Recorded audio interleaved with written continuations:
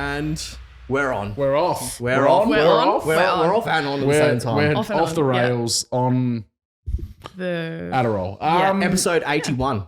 wow. Look at us. Jesus. Look at us. I didn't even know it was 81 until I looked before when I made the folder and I was like, shit, 81. Veteran podcast. now. Veteran, almost. That's and what really a way to impressive. celebrate number 81 then. A very special guest who we've met literally 30 minutes ago.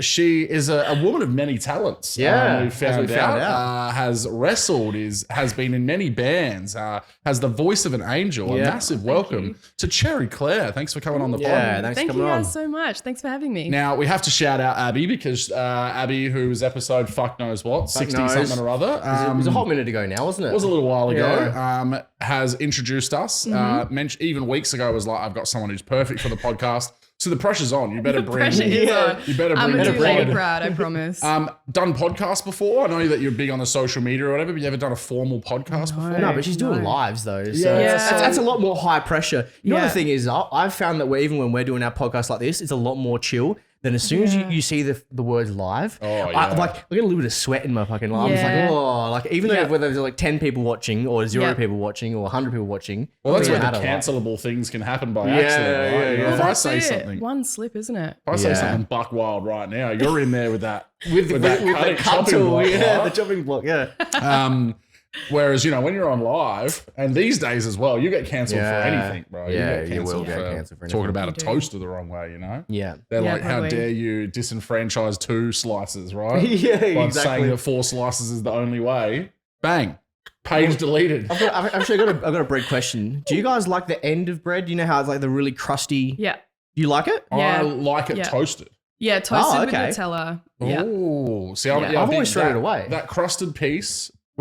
What a crusted fucking, what a piece. start. crusted piece. Toasted, like extra toasted, Yeah. and then like a good amount of butter, So and like then like charcoal, Vegemite. basically. Not charcoal, No? but like some people have ghost toast. Like you're not Yeah, ghost toasting. yeah, Have yeah, you ever heard of that before? No. So like ghost toast where it's still white when it comes out of the. Oh, no, that's right? unacceptable. I know. Okay, Yeah, it got needs it. to have- It's still bread. So, but that, Yeah, that exactly. end piece is like the one. So, like, you get your normal pieces and you've got it set on the right thing. You put her down and you wait and she's done, right? With an end piece, you give her that extra little push down. Yeah, Just while you get the okay. butter knife ready. And Yeah. then you get her just that little bit browner. You come back and just lather her up. With what? Nutella? No, I'm not a big Nutella. Not big Hazelnut Nutella? can get fucked, really, actually. Oh, that's I'll die on rude. That is fucking I'll rude. die on fuck Ferrero Rocher. Oh. Fuck hazelnut chocolate. Oh my God, that's it. This Fuck podcast's Nutella. over. We're gonna have to bash There we him. go. See, we said you can get cancelled. And I just got You just got cancelled by all cancelled. the Yeah. fucking That's what his- Ferrero Rocher That's club. his episode called. It's gonna be called "Fuck for a Rochelle." Yes, that's so good. Yeah, are you willing to call it that though? 'Cause Yeah, apparently fuck it's not yeah. a hill you're going to die Nah, on. look, we're doing it. We're doing Fuck it. Ferrero That's Rocher. it. I'm not saying it though. So, wow. And what Okay. you learn about podcasts, right, is that you will tangent off in many directions. So, look, we always start a guest podcast with asking to go back to the beginning. We mentioned at the top of the podcast, you love music. When you were giving us a little bit of details about yourself, you said that your musical journey started very early.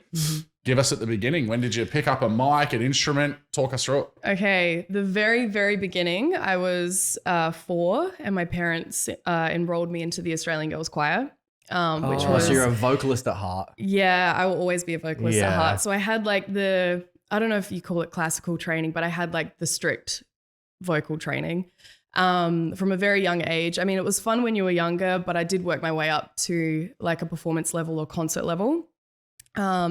And then, while that was fun, I got to perform a whole bunch. I got to learn how to be on stage and not be scared and like how to interact with my body and all that kind of stuff.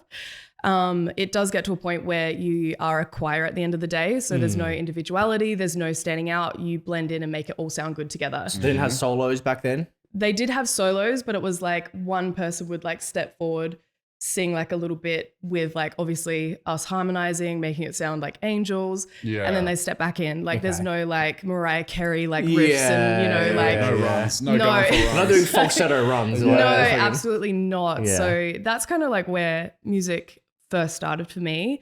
But from there, I just kind of, I asked my mum if I could leave because it was very much like a routine. It was a thing that I did love. But I asked if I could leave the choir because I felt like it was time for me to start exploring who I am as a musician. Yeah. I think I realized pretty young that music was something that I wanted to do, or it was something that I needed to do. It was very much like even throughout my whole life, I just couldn't get away from it, even up until today. And yeah, thankfully she let me do it. Let me get into keyboard lessons. I started playing keyboards. That was pretty cool. That's cool. And I got to get out of school. It was like one of those music programs where like you get out of like a lesson to go play. Yeah, okay. So that It's made it pretty even sweet. more Oh, sweeter. yeah. Yeah. It was very sweet. I don't really know how to play that anymore though. That was like year 6, I reckon. Oh, so you can't play that. You haven't like gone back to the piano now. No. Right. No. But do you know musical theory on like guitar, or have you always just been like 0 fret, 3rd fret, 4th, like? I know enough to get me through being in a band. Okay. Like, I'm not going to say I'm like a Dimebag Darrell or Yeah, something like okay. that. Like, I could Rest in play peace. He's so pop good. punk, you know. He's so I know good. my T zones and all that kind of stuff. Yeah, okay. Just you know enough power to- chords. I know power Yeah, chords and yeah, stuff, you know. Like, I've recently like just started getting into like writing my own solos. So like, it is a progression, but it's taken me like 8 years of playing to get there. Yeah. Yeah. Can you read sheet music then? A little bit. Oh, It takes me wow. a time. Like I have to That's a like skill right look. there. Yeah, I have to Yeah. like look and like really almost count it out, like counting on your fingers when you're trying to add something up. Like it's very not that Yeah, great at it. okay. The thing Yeah. that's always stumped me with sheet music is because obviously in like, you know, heavier genres, you're playing in drop tunings. yeah. How do you tell what would like a low B, like a drop B be? Yeah. You know what I mean? Yeah. Well, because it doesn't actually say the tuning on the side, does it? No. So I think what I've relied on, and this is like, I don't know, there's probably a million musicians that are going to hate me for this, but like I always have one guitar that's just in that tuning and I forget about what I need to do to it. And then I just fix it with an app on my phone. So Okay. I don't read like any of that Yeah. scale. okay. Like that's hardcore, like talent Yeah. right there. Yeah, okay. Yeah. That's pretty full on. Yeah, that would be, yeah, I can't imagine because I've always just been super basic bitch, like Yeah. Guitar Pro, Yeah. you know, just looking at numbers, looking at strings, you know? Yeah, like, that's it.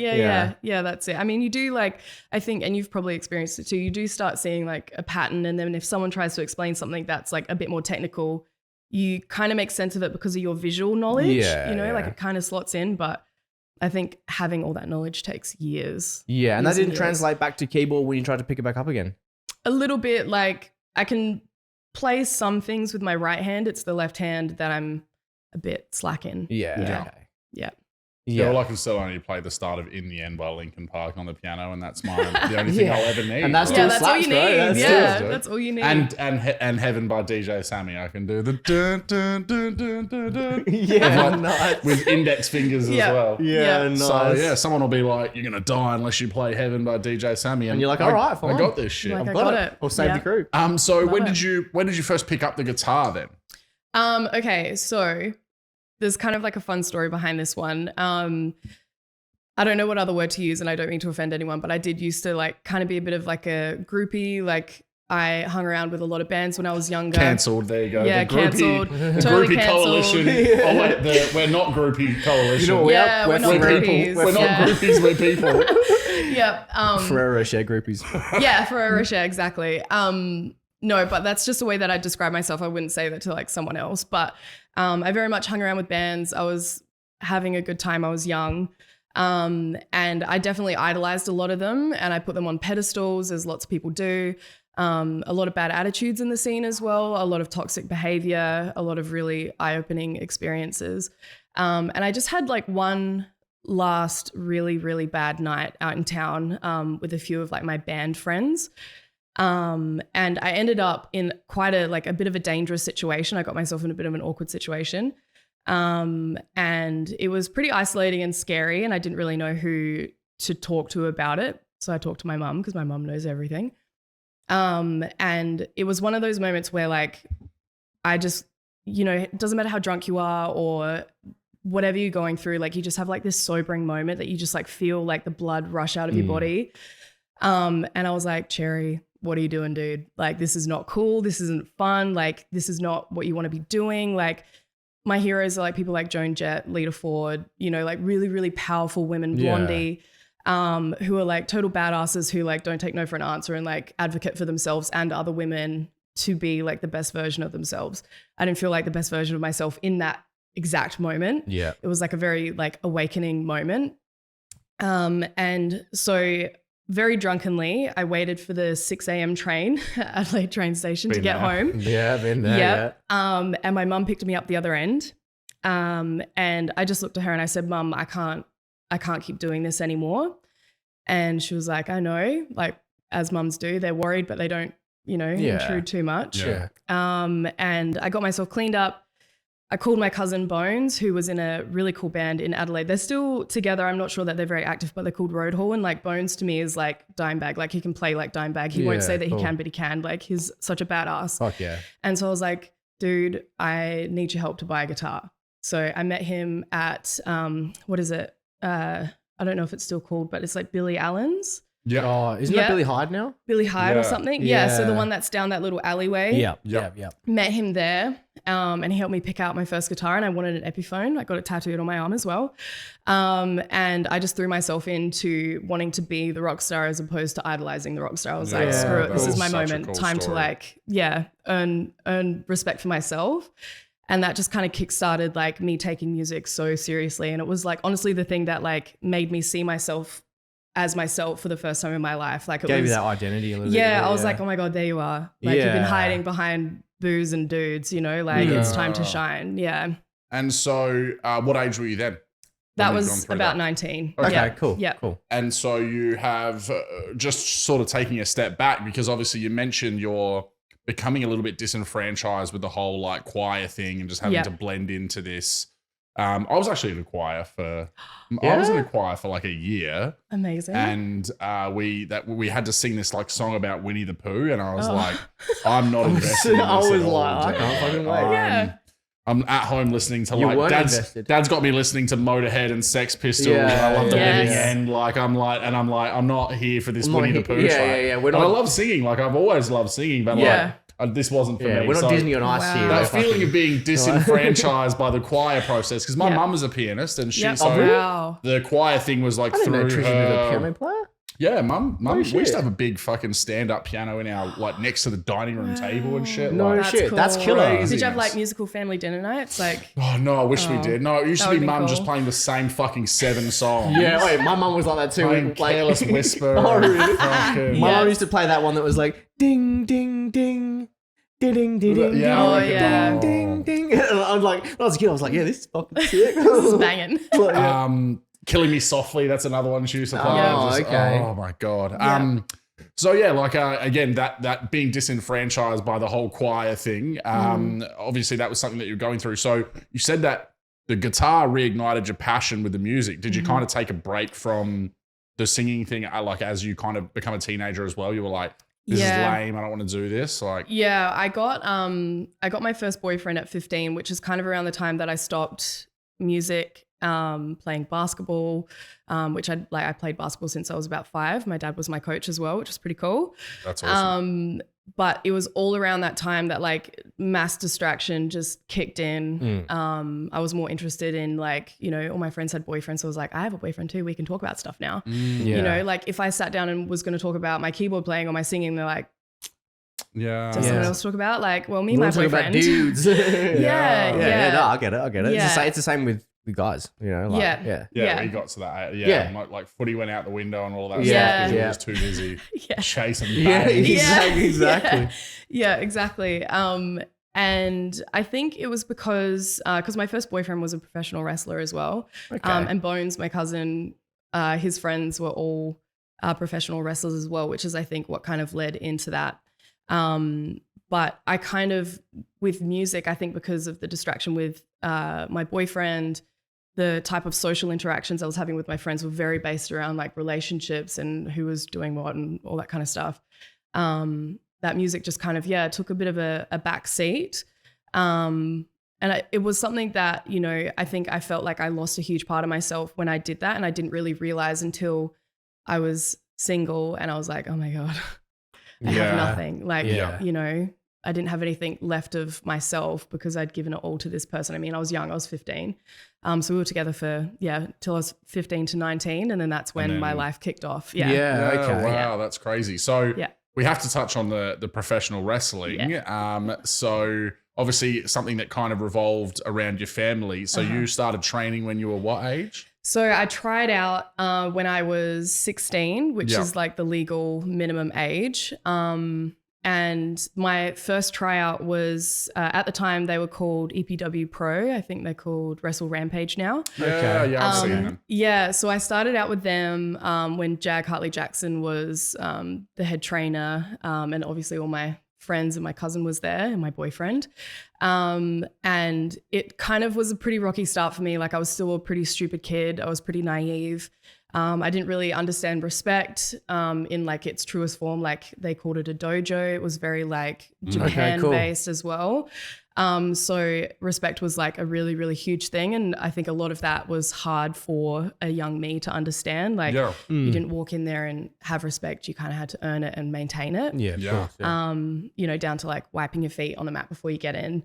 But my first tryout, I wasn't quite fit enough. But one of the other trainers kind of took me under their wing and she helped me kind of develop myself, gain some strength. And I started training with them in like an off to the side kind of way. There also wasn't another girl that was there. So I was the only. Oh, okay. Yeah. Yeah. So it was kind of hard. But yeah, she took me under her wing, started doing it that way, but I got very quickly, very distracted again. Lost motivation because, you know, too hard basket. I had a very much like I can't attitude, you know, there was no like willpower to like, everything just came easy to me in my mind, but like physically it wasn't there. So that part of my life was very, very short lived. But I did revisit wrestling in like however many years later, which funnily enough happened because I started dating a wrestler again. Another wrestler. Like, some people have a type. Some people love a good wrestler. I've banned myself from wrestlers. No more wrestlers. So, you know. But they were someone who like inspired me to try and do it again because they were, in my opinion, they were a brilliant wrestler. They ended up holding like the women's championship and all this kind of stuff. And I was like, you know what, I think I can do this again. And like my mentality was different. I had a much larger respect for wrestling. And I feel like wrestling is another place that a lot of like weirdos kind of like go to. Like it's a lot of people with a lot of like life. They've lived a lot. No matter how old they are. And it's just a place where you can embrace like a different character and you can you know, perform. I was going to say, from what it seems like a very, probably less so on like the WWE level, like the top, but like in the more local level from what I've seen. I've never been to a live one, but it seems very performative. Like it seems very like larger than life almost. It is. Yeah, it absolutely is. And like people are like diehard fans. Like they hold your story like so close to their heart that if you like, you know, if you betray them, they're like genuinely heartbroken. That's fucking cool. You know, if you win the championship, like they cry. Wow. You know, like their kids want photos with you and to buy all your merchandise. Like you're literally like a real life superhero that they can touch. You know, like wrestling's pretty powerful. And I think, you know, the environment's changing. I think like anything. Well, it's been like, I guess because it's been a mainly masculine space and women have, you know, come in and shown that they're powerhouses and, you know, can get huge and powerful and all this kind of cool energy. Like there's a lot more respect going around for everyone. Whereas I think in the older days, it was a bit harder to achieve. It was like just more like diva, wasn't it? Yeah. You like had photo fights and like, as objects as opposed to like, you know, being able to be talented and getting the training and everything that they deserve to be able to do the acrobatic stuff and do it well and safely. You know what I think changed that? The UFC. Yeah, I think that has made a bit. I think as well, like I think there were just some wrestlers that some female wrestlers like early, people like Lita, you would remember, who were actually like really athletic and that as well. And then they were like, oh wait, she's getting like the biggest pops out of all of these women.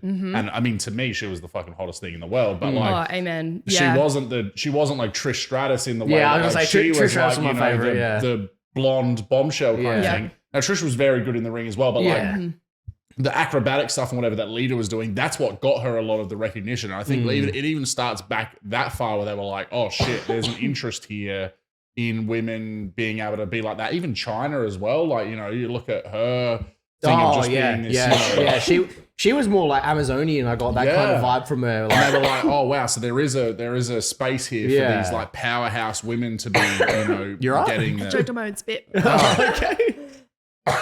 Sorry. That's okay. So did you obviously you grew up loving wrestling as well?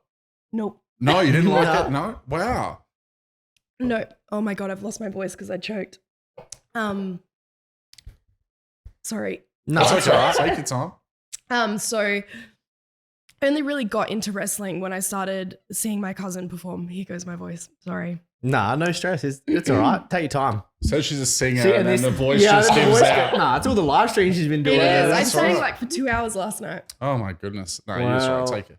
You can have it just to breathe. And this is what makes it crack this is what makes it a real podcast because we don't fuck around. Oh, that was disappointing. That was man. so piss sweet. That was yeah, it almost jumped out, didn't it? Like, it didn't explode out. It just went, nah. Yeah, it was like, I'm here. All right. Okay. Sorry. Okay. So yeah, I only really got into wrestling when I started watching. My voice is gonna go again. Sorry. That's okay. When I started watching my cousin perform with like my boyfriend, and yeah, that's when I was like, whoa. And I think again, like very similar to music, and you'll find a lot of wrestlers are musicians as well. Okay. It's all about the performance, right? And having that character and who you allow people to perceive you as. Like you can put anything out there and people believe it, right? Yeah. Well, that's what I was going to say is that like I've always had an obsession with wrestling, and it's like it's had two waves in my life. There was when I was very young, the stuff we talk about all the time, like the classic old WWF into WWE and the late 90s, early 2000s. I was obsessed as a kid. Yeah, me too, yeah. And then I kind of grew out of it as a teenager. Like the product got crappy as well. It did, and they changed into PG and everything else. So I lost interest. Yeah. But now I'm back, and me and my son watch wrestling together. Yeah. But like now I appreciate it as like I've been doing stand up for 10 years. So now I appreciate it from a performative, engaging the audience, the storytelling, all of that kind of that side of it is what I appreciate it. When I was a kid, I was believing all the shit that was happening. Yeah. Now I know that it's scripted, but I appreciate it for being a scripted, exactly. It's like a performative show. Yeah. And I think, watching people, especially now in this modern age, push boundaries when it's so hard to push boundaries without being cancelled or whatever. Yeah. And walking that fine line between being, controversial, entertaining, having people hang on your every word. Like there's so much to appreciate about the art form that is being able to do that in a way that isn't just shock value or whatever. So now I love it again. Like I'm hooked. And like, my son loves it as well. And, I download it every week, and it's like, it's back to what I went through watching it with my dad as well when we were kids. So it is such a cool thing because, and it's physically one of the things that, you always think about is that you can't fake the toll that it takes on your body. Oh, no. So like when people always like, it's fake, it's like, but it's not fake in terms of the hits that these people take and the ability that like the amount that your body has to endure to have a long career in it. And where I appreciate these like local circuit people is there's not money in it. They're literally doing it for the love of the game. Well, it's kind of like that with music too. Yeah. Most people are doing it for the love of it. Because they love doing it. Yeah. Like, I actually wanted to ask you about your first ever experience getting on stage. We were talking about, this whole kind of being on stage kind of thing. Yeah. And I was actually talking to my brother today about my first time on stage. Yeah. So I was like, you know what? Why not ask you? Tell me what your first and how you felt and kind of the vibe of it and everything. The first time you remember going on stage. Okay, so I'll exclude choir because I feel like that was such a separate experience. Yeah. But my very, very first time on stage was... We've really just shat on choir tonight as well, haven't we? Yeah, so sorry. We've got the Ferrero Rocher Club, the choir club, they're all coming after us. Yeah, the choir club. We're so cancelled. The Saddle Club. Saddle Club. Yeah. The Saddle Club went hard. Our show was sick. Yeah, I'm trying to think of it. This is me. Yeah, there we go. I remember the theme song. That's so good. The only theme song I remember from that era is Round the Twist. Oh, yeah. Ever felt We've like talked about this on the pod Yeah, before. yeah, But yeah. nothing will ever beat bloody that helicopter penis episode where he. I don't remember that helicopter You penis don't remember? episode. Yeah, he gets like a fish stuck in his pants or something, and no. he does something with a fish, and now he can use the fish as a propeller, and he wins all the swimming races because he's got a fish propeller dick. I need to Oh find my this. God. I need to find Yeah. this. Yeah. There's a clip of it on YouTube because like I've been telling someone about this before, and they're like, "No," I'm like, "I'll find it." Oh, Please, God. please do Yeah. find it. Australian TV in the 90s. Oh, it was a- banging, wasn't it? Something else. Was it? Do you remember Amazing? Nah. Do you remember that show? Nah. There was like a weird, like old, like game show, and I remember the guy that ended up going on to that Toby guy who used to do Totally Wild all the time. Remember Totally Wild? Yeah. He was the host of it as well, and it was like kids would have to like come on the show, and they would have to climb through this maze and find all these keys. And then at the end of the thing, they would play Mario Kart on the old like Super Nintendo as No, like the final I do remember battle. this. You do remember that? Yeah, now? did they have to wear colours? Yeah, I think So so. they- Yeah, their teams were different amazing. It was colours? like amazing because they were going through mazes, obviously. Yeah. Oh, okay. But Shit. Did they yeah, have to put it their was- hands into like boxes of bugs to get keys and Yeah, stuff? yeah. Yeah. What channel was that on? Channel 7, I reckon. Yeah, it would have had to Oh, That's be. really okay. going back in my knowledge. Really That section. just like back. unlocked my brain. Yeah, well, Yeah, you found right. the key. in the Yeah. All right, anyway. Every time I interrupted think of hands in boxes, I just think of what was that show that Joe Rogan used to host? Oh, Fear Factor. Fear Factor. Oh, yeah. That's what I think No. of. That That was shit like used to- scorpions in Absolutely your dick and not. shit. Like that was Yeah. crazy. That one. No, Like, yeah. I don't like the no. whole bugs being spread on me. Have you seen Nah. that one? Do you remember the Dave Chappelle one, though? Where No. he actually got Joe Rogan on to do Fear Factor, but he was playing his crackhead character. Have you ever seen that sketch? No, I know the crackhead character. Oh, so yeah, Yeah. that crackhead character on Fear Factor Yeah. with Joe Rogan, where he's like laying there with all these bugs like going on him and he's just reading the newspaper because obviously he's used to bugs crawling all over him. So good. I haven't seen that. That's fucking So sick. good. Anyway, Love sorry. it. So, Anyway, No, okay. you're so good, you're apart from good. choir, Yeah, so my very first time on stage. So when I decided to start playing guitar, I joined with a company called Army, which is the Australian Rock and Metal on Cool Institute. Place. Yep. Yep. So that's run by Christian and Connie Broom. And I got guitar lessons there with Kieran, who's just like a legend on guitar. And he somehow got me playing a song in my first lesson. Call Yeah, it natural cool. talent. I don't know. Like it was just Wow. I don't know. He's a good teacher. That's all I can put it down it to. was smoke on the water, wasn't it? It was No, dirt. no, it was Stairway to Heaven. Oh, no. it was Crimson and Clover, which is a cover that Joan Jett did. Yeah. Okay. Which is like it's a 4 or 5 chord song, pretty easy power chords, but for someone who'd never touched Still, guitar yeah, before. That's amazing. Yeah. Yeah. That's still pretty good. And somehow he managed to get me performance ready within 11 months, something like that. And so I played I Love Rock and Roll, another Joan Jett Yeah, song, but yeah. obvious who my hero is. I played I Love Rock and Roll at the Gov. That was my first ever time on stage. And it was for Killer. like a summer show that Army hosted. yeah. And honestly, like I remember thinking, like standing side stage, I was like, this is it. This is the moment. This is the history books. You know, this is like, it's your first show. Like if you go anywhere in music, this is what's going to be your like, so this is where I started story, right? Yeah. So I was like, this is like, I'm such like I'm a Cancerian. So like I'm nostalgic. I'm, you know, Fuck yeah. I keep all the memories and all that kind of stuff. Sentimental. Sentimental. Yeah. Yeah. So all that stuff, so much more pressure on myself to like do well because I know it's something that I have to keep for the rest of my life.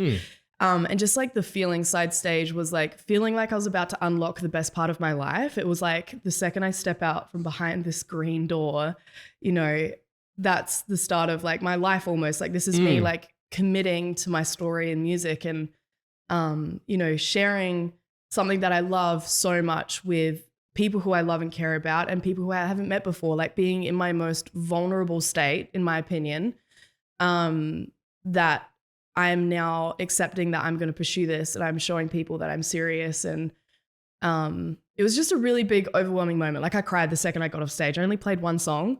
But as soon as I like came off stage, I like held the neck of my guitar and I was like, oh my God, did it. Like that was it. That was the moment, you know, and I hugged my mom and I was like, Mom.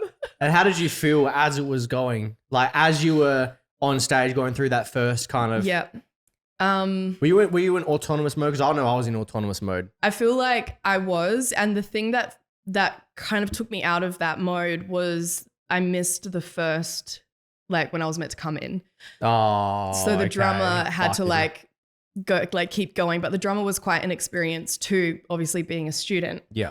And so he was like, you didn't come in and just stop playing. And I was like, go again, but then as soon as it started happening, it all flowed. And I don't even remember where anyone was standing. I just know that all of my family was like right in front of me. Yeah. And I think I very much was like, I was counting as well. I don't know if you do that. I'm not really a counter now when I perform. Like I just I listen to the lyrics more, which is probably not very good, but I base a lot of what I'm doing by the singer. Yeah. But back then I was very much like, okay, we do this bit 4 times. Okay, this bit 6 times, and then I'm like, okay, that was 4. Okay, and I'm going through the motions that way. But I also sang that show as well. So it was the first time that I'd ever played guitar and sang properly. Yeah.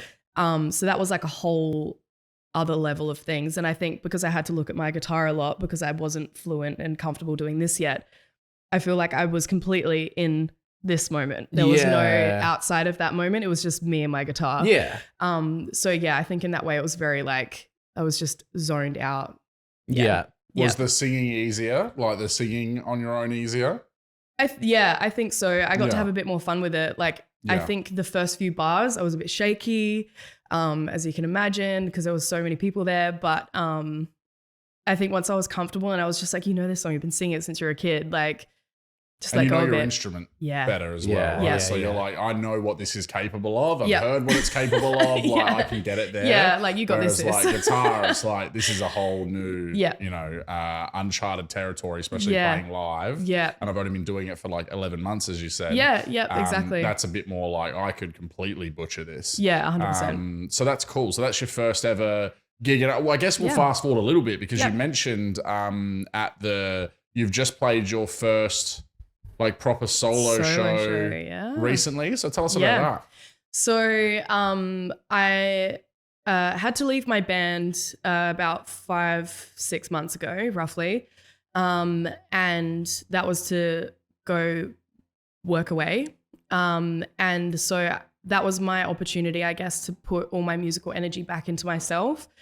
And to get myself to that point, like I played covers, which is a lot of what I do on TikTok as well. But to get myself to that point, I had to like completely trust in just myself. Like I've worked for, 8 or so years with bands, having like someone to fall back on if I mess up, or if we're having a laugh, like you look to your bandmate and you have a little laugh, or like, I heard that, but the audience didn't, that sort of vibe. Yeah. And you just there's a different energy in a band, and I'd never performed by myself. And the amount of times that I stood up in my lounge room, like practicing, like just with me and my amp, my guitar, I didn't even have a microphone. Like I just had a mic stand. So I was just like, standing there trying to go through the motions and like, I don't know, this might make me sound weird, but I was like trying to practice like the way that I'd hold myself or like make it look cool. Like again, performance stuff, right? Oh, believe me, it doesn't sound weird. I relate to you 100%. Yeah, you're like, can I actually flick my guitar? Yeah.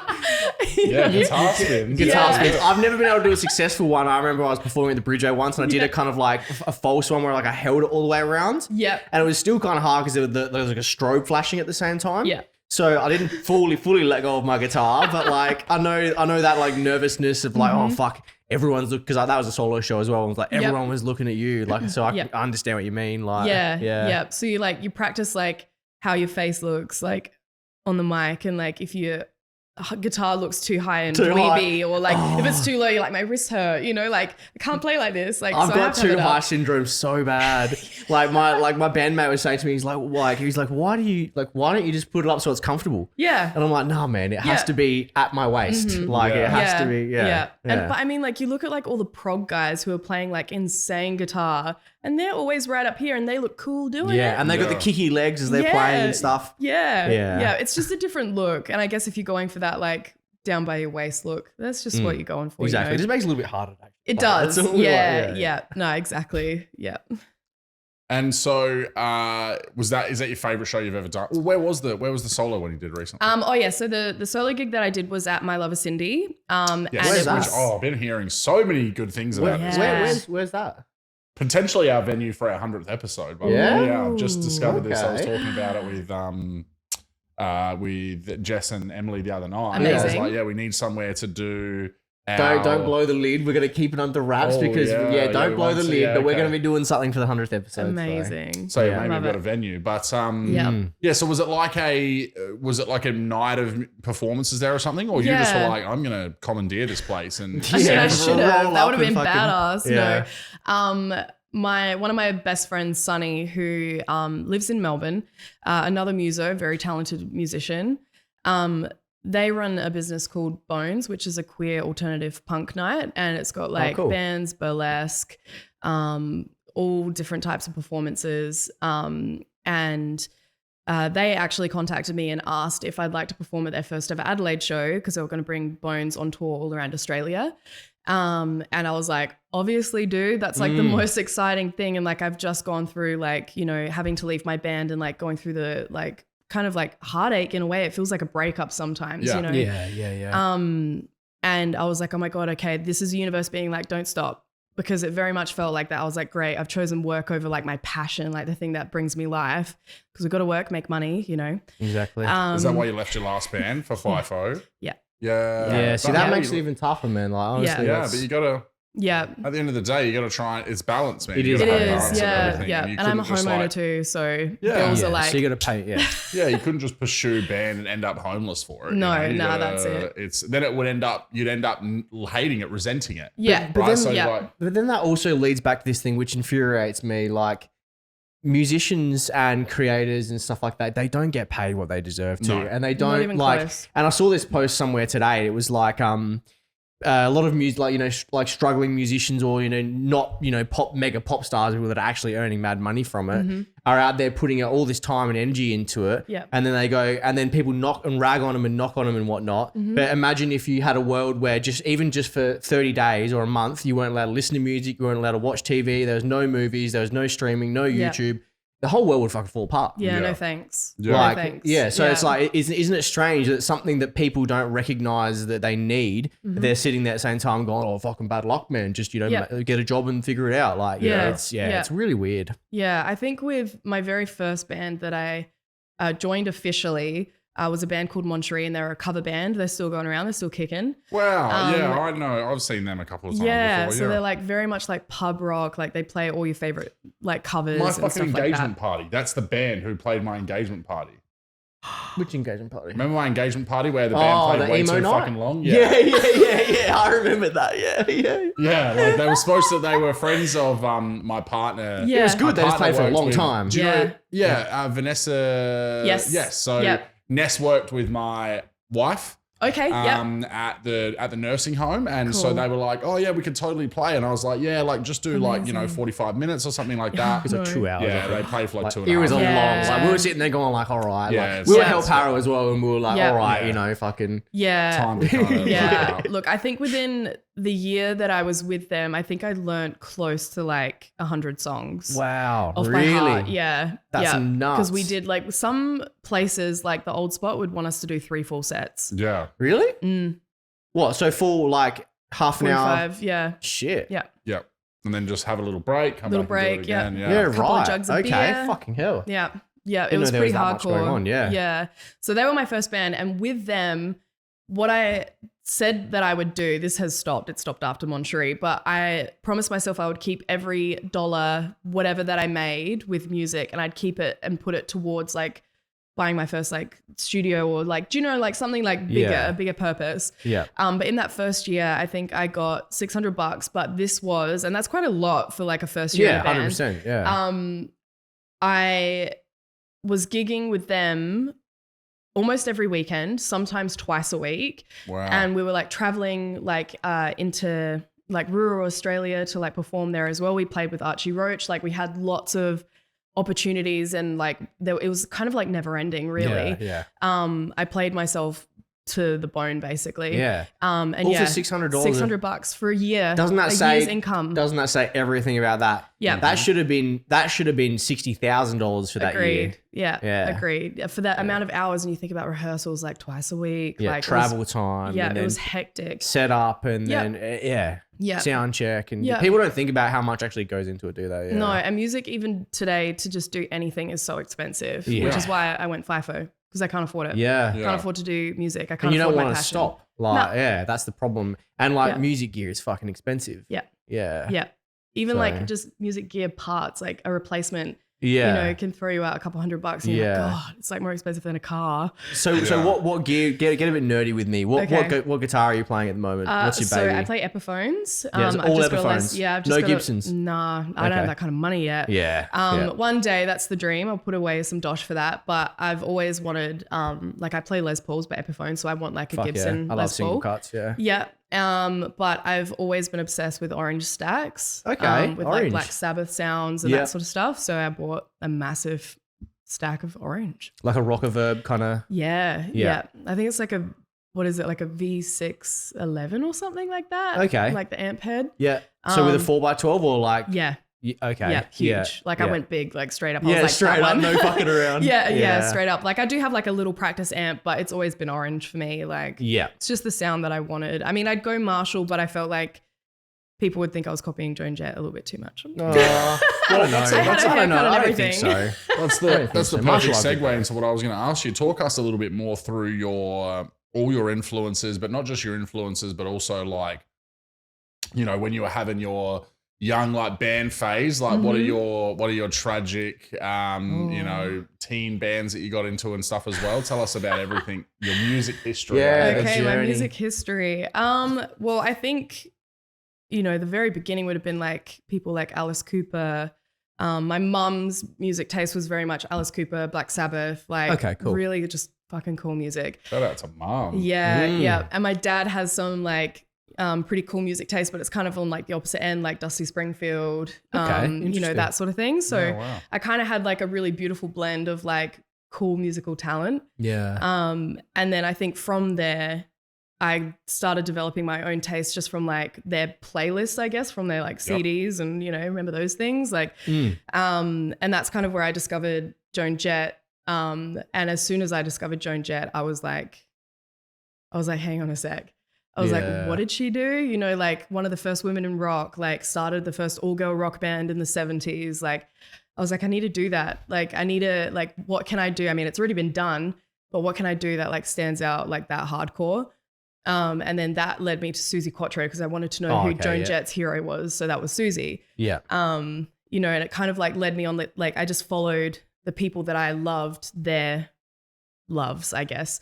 Yeah. And then the group of wrestlers that I was hanging around with, like they were very much into like Pantera, Down, you know, Black Sabbath as well. And like, so they kind of led me into like a heavier place in music. Okay. And then I think when I first broke out of like that part of my life between 15 and 19, I was like, I felt like, because at the time I couldn't listen to pop music. So as soon as I got out of that, I was like, I'm obsessed with Lady Gaga. You know, that was like around Poker Face and, you know, Poker Face that is back era. though. Oh, well, that's a good song. Yeah, so I was like 100% like vibing people like Lady Gaga. And then I like looked into her history and, you know, started discovering like those sorts of artists like Semi-Precious Weapons. I don't know if you guys have heard of them, but they were a pretty cool band at the time. I think they're still going. But they were just like kind of like this glam band, the Struts as well. Like obviously Queen is like a huge one. Elton John, another massive one. Yeah. You got a favorite Queen song? If you had to have one. If I had to have one. Yeah. I feel like that's really hard. I know. Because my brain's just like, just say We Will Rock You, but it's not. That's not my, like, you know. That is a good song. It is a very good song. Yeah. I'm going to say Bohemian Rhapsody just because it's epic. Yeah, it is epic. Yeah. Like I sing that on my live sometimes and everyone's like singing along. Yeah, with me, they love like it. it's cool. Yeah, cool. And like people like David Bowie as well, another huge influence on me. I think a lot of music, you know, even like down to Pantera, they started out as like not a glam band, but kind of. A lot of the people that I listen to are very much inspired by like the OGs. So like I've kind of gone from the OGs, followed the music timeline, and now in the present moment I've gone back. I'm like going back to my roots and like listening to Joan Jett more, David Bowie. Okay, cool. And like kind of getting into like the glam, almost punk as well. like early punk. Yeah, okay. Well, so it's funny that you say that because I was just watching a documentary on Disney about the Sex Pistols because as I said, Dad was obsessed with the Sex Pistols. Like he's from the UK, so like and was very much into that early punk as well. Yep. And then kind of got into Motorhead, Dire Straits. Like that's all of my but the documentary was really good. And what I didn't realize is that like there was a girl in the series who like and this was the true story that she was teaching Steve Jones guitar and that's Chrissy Hynde from The Pretenders. And I was like, and that didn't really come out until the end of the show. And I was just like, wow, that's incredible. Like what a weird, and that's again, she's another like massively hugely powerful women in that early, you know, and a lot of the series focuses on how bands just won't touch her, even though she's this incredibly talented, can sing amazingly, can play guitar incredibly. No one wants her because she's a female in a time where that just wasn't done. So that would have been a lot different back then, really wouldn't sad. Yeah. I think even at that time, I don't know if I haven't seen that documentary. I want to, but I think Lemmy was trying to teach Sid how to play and he gave up on him. He was like, "You're just an idiot. Yeah. Like you'll never get this." Yeah. Which is crazy. Could you imagine like Lemmy telling you got to fail? Yeah. And then even just like the whole, like, you know, looking at that story and the whole, I didn't know, even I've heard of Sid and Nancy. I didn't know it was about Sid Vicious and Nancy Spungen and, you know, just again, the amount that like heroin, all of that stuff just like is the killer of so many of these incredible talents that we had in that 70s and 80s time is just unbelievable. You wonder what could have been. Well, you always wonder about what Jimi Hendrix would have been like nowadays. Oh, yeah. You know, like, well, it's just that thing of like and this is probably a good segue into, I want to, you know, talk about mental health stuff with you, because there was no, like these bands would be most of the time misfits, the things that we talked about, right? You know, that they have ended up finding this creative outlet through, you know, to help them get out of bad situations, bad upbringings or whatever, and having a sense of belonging. Yeah. But then when something would happen and they would get this like stardom, every single, and you know, Sex Pistols was probably a good example of it.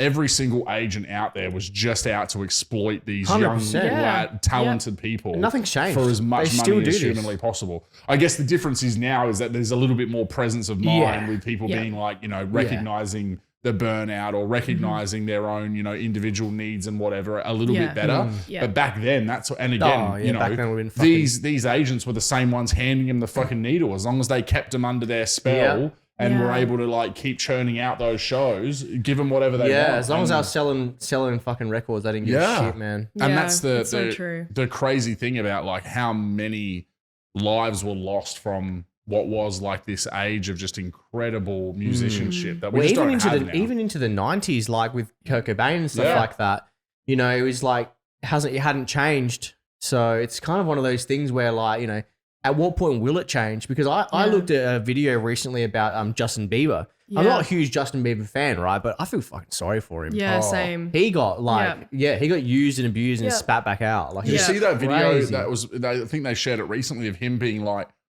telling the girls to like, he's trying to do his performance and they're like climbing up on the stage and grabbing him and he's like, stop. Like you can tell he's so just he's so like, over it, man. He just wants to be a performer. That's all he wants to do, right? Yeah, like, which is he's what an artist. Everyone wants to do. You know? Exactly. And it just got ruined for him by this like, and like, you know, again, say the one thing that's kind of blown my mind is that the acceptance, the kind of the way that the female response to male performers has always just kind of been like, that is what it is. And like, whereas like if the roles were reversed, like the way that, and again, not giving any males are fucking pieces of shit enough, but like when I watched that, I'm like, that was just accepted as the norm. And he couldn't have dared being like, oh, I don't like them touching me. They would have been like, what are you talking about? Like, why wouldn't you love that? And it's like, because it's off-putting. Invasive. Whereas like, if that is a girl, we do look at that and go, oh yeah, that's inappropriate. But it's like, because it's some dude and you're meant to love that level of attention, it's like no. Clearly he's not. Like clearly he's uncomfortable. And Yeah. I think that concert, you know, we would have been 20 something. Like he was still quite early in his career. And he would have had a girlfriend too. Yeah, and so he didn't want all these fucking random girls touching up on him out of respect. So it would have been, 100%. Yeah. And there's just still so far for us to come as a human race with like actually understanding that like boundary stuff. And it doesn't matter how much they think they're in love with this dude or whatever. Yeah. And you know, it all leads back to that whole worship or like idolizing thing that human beings do. Yeah. It's like, originally it was Jesus, and then and then it was Buddha, and all. There's all these different things, and like you think about it, it's not really any different to what we do with celebrities, or some people do with celebrities. Yeah, like they're just like complete mercy to them almost. It just doesn't make sense. It's really weird. Well, remember the cutting for Bieber thing? Remember that, where all those girls were like, oh my god, you know what I mean? So there's and that's a mental illness. Like that's to literally completely like let go of all of your ideas of like what is sensical because of your like passion over a figurehead. Yeah, that's crazy. Proper mental cult issue. mentality right there. Which is a perfect segue into talking about mental health. No, but you've kind of touched on like quite a few things throughout your journey and the realizations that you've had about the paths that you were going down that you needed to correct. And you would have heard from our conversation with Abby about how much we are I'm wearing a mental health jumper right now. Like it is something that one of the main things that we focus on this podcast. So I guess talk me through going back to that time where you turned your back on music and kind of where your own struggle with it, because I know that you're a massive advocate for it now. So whatever you want to kind of get into about your own personal journey with mental health and right up to where you are right now. Yeah, cool. Okay, so I think when I started acknowledging that I had some mental health struggles, I probably would have been about 8 or 9. And it was just, I think for me, like I was bullied in primary school, not like in any level of like severe way whatsoever. It was more like exclusion and isolation. And snap to that. We can fucking high five on that after. Yeah. And a lot of the people that were doing it to me were the previous year, like my best friends. So that was like a bit of a rude shock, They wanted to hang out with like the older kids, and the popularity thing never like hit me in the face until I started realizing I wasn't in it. No one prepares you for how much shit fucking shifts quickly in so quick. school. And if you're not there, it's like gone and you're already out of the picture. Yeah. Like you kind of know what I'm talking about? Like how, like when you get older in life, like the shift of like friendships and everything kind of does slow down a little bit. Life gets faster. Yeah. But shit slows down in terms of like, there's like a tolerance level and there's a whatever like that is factored into like the movement of like your life. But like in high school, you're one like slip in mud away from like complete fucking ostracization. You know what I mean? Like I didn't personally have that. Like I was more one of them people that like I hung around with like the nerds, right? And then I'd go on the oval and I'd play footy with like the footy players. Yeah. And then I'd go into like the music room and play with, I don't know, I'd never experienced that. It was always, I could just go wherever. I guess I was kind of lucky in that. Yeah. But I mean, you would have seen though, like, how much I know what you're talking about. Change on a dime. Yeah. Because like, you can get dacked once and then fucking everyone's laughing at you for the next one. It's like it ruins your whole life. Yeah. So true though. But yeah, and I think when I first started noticing that I wasn't, coping with like certain life things was more so when I realized I didn't have like friends sleeping over, and a lot of the people at school were having like friends sleeping over. So I spent a lot of time alone. I'm an only child as well. So it was pretty much like me and my dog, right? Like we were just like besties. And she got me through like all of the bad stuff. And I think dogs so much. Dogs are the best. I've got her tattooed on my shoulder actually. Yeah. He's just got a tattoo of I just got a tattoo of my dog. Yeah. Amazing. You'll have to compare tattoos once we finish recording.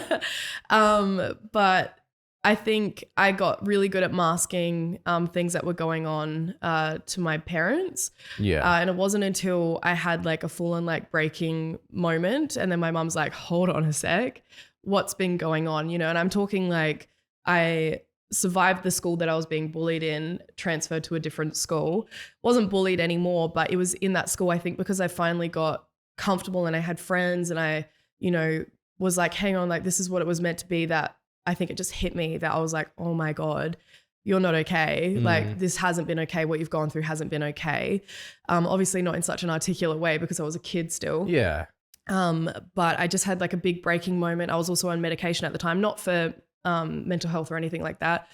And that has been known to cause, especially young, like adolescents, to either be suicidal or just like struggle with like mental health stuff. And I think on top of me already struggling, that just like imploded, you know, like it just amplified everything. I'd cry for no reason. I'd yell at my mum, and like I was never that kid. I was never a kid to like yell, kick, scream. I've always been like a very quiet, kind of like reserved in my own world, would rather be like at the time playing my keyboard. Well, I had an organ that my nana got me from the church. I got organs. Oh, it was so cool. I had no idea how to do it, but it was fun. Yeah. And you know, so I spent a lot of time in my bedroom playing music with my dog. And so for me to all of a sudden explode at my mum, like she was like, hold on a sec. Like this drug was so hardcore. I had to get blood tests to make sure that my kidney and liver functions were okay. Wow. And I was a kid. No shit. Yeah. And so immediately mum took me off it because I was getting to that point where I was like, what, like I never was suicidal at that point, but I was very much like.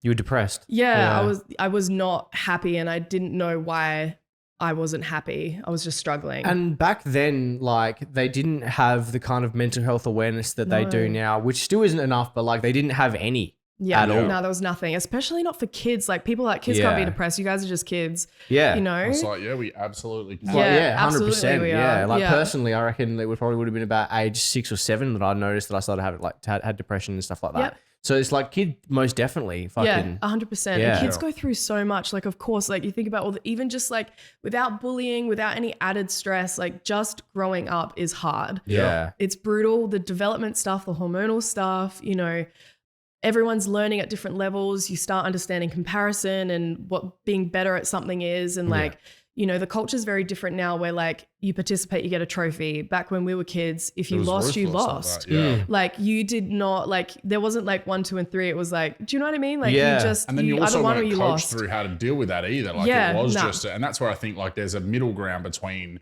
everyone gets a trophy and competitiveness in a way that's like, well, here's the things that you can actually work on or whatever, instead of just being like, well, you're shit, and that's a thing you're gonna have to now deal with when it comes up in 10 years time. Because I don't agree with someone coming last and being rewarded for it. No, because then that also sets into like bad behavior into effect as well. It's like a lazy mentality if you're like playing sport. Like, and then it also detracts from first position as well. It does, So I feel like he said, we need to find an in between. Like somewhere there's a middle ground of like, here's your improvement from last time you did it. Like looking at tangible, measurable things and focusing on making sure that there's improvement. And I do like the idea of like focusing on the individual rather than the bigger picture and being like, well, what are you going to do today that you didn't do last time? Doesn't matter about the overall results. But then, the results still, then the person who has done the work or whatever, or is naturally gifted to come first, well then show them, hey, you've actually got talent here. You're being rewarded for that. But again, it's just like the world just seems to always have one extreme to the other, doesn't it? Like, well, it's harder in a team sport, isn't it? Oh, yeah. It is a lot harder in a team sport. And that's why I always advocate for a martial art. Because I know that when I started doing Taekwondo, it changed everything. That discipline kind of like really gave me what you were just saying about like that kind of like, all right, it's not about a team anymore. It's only about you. You're only competing against yourself. And wrestling would kind of be the same because it's you're not in a team. You're by yourself. So. And you're only as good as your like partner and then, your performance with them or whatever as well. Like, it's very much down to that. And you can make them look awful and they can make you look awful. So it's not a team sport at all, but it's a very like a dance thing between you two. Anyway, we've tangented again. No, all good. And so that was probably the first time that I acknowledged to my mum that I was not okay and that mum realized I wasn't okay. And so this is still primary school. You've just moved primary school. This is, I moved out of that school in year 7 and I went to a different school which had like junior school, middle school, senior school. So it wasn't like primary and high school. So in the same school zone, there was year 6s to year 9s. So it was a pretty like interesting mix. Obviously separate classrooms, but in that school zone was that's an interesting those ages. 6s to year 9. Yeah, right. Yeah, okay, there's a big difference between year 6 and year 9. Yeah, and in year 9 it was the worst having year 6s hovering around. You're like, please go away. Yeah, so that's like primary school. You guys playing Beyblade still? We're talking about Tazos. Tazo is fucking slap though. I get around a good Tazo. That's for sure. Oh yeah. And I think in that school, it was a Christian school, and I struggled with the religious aspect of things because like I grew up in a household. My dad is Christian, but he's not like an actively practicer. He doesn't go to church or anything like that. And my mum's a pagan, so they're like polar. Sorry to say it, Mike, but they're like polar opposites. Yeah. They do share like a little bit of like a little bit. Yeah. Pagans like way back, and Christianity is like the blended version of, you know, like England. And it's interesting that she kind of like identifies as like pagan as well, kind of like actually, cool. Yeah.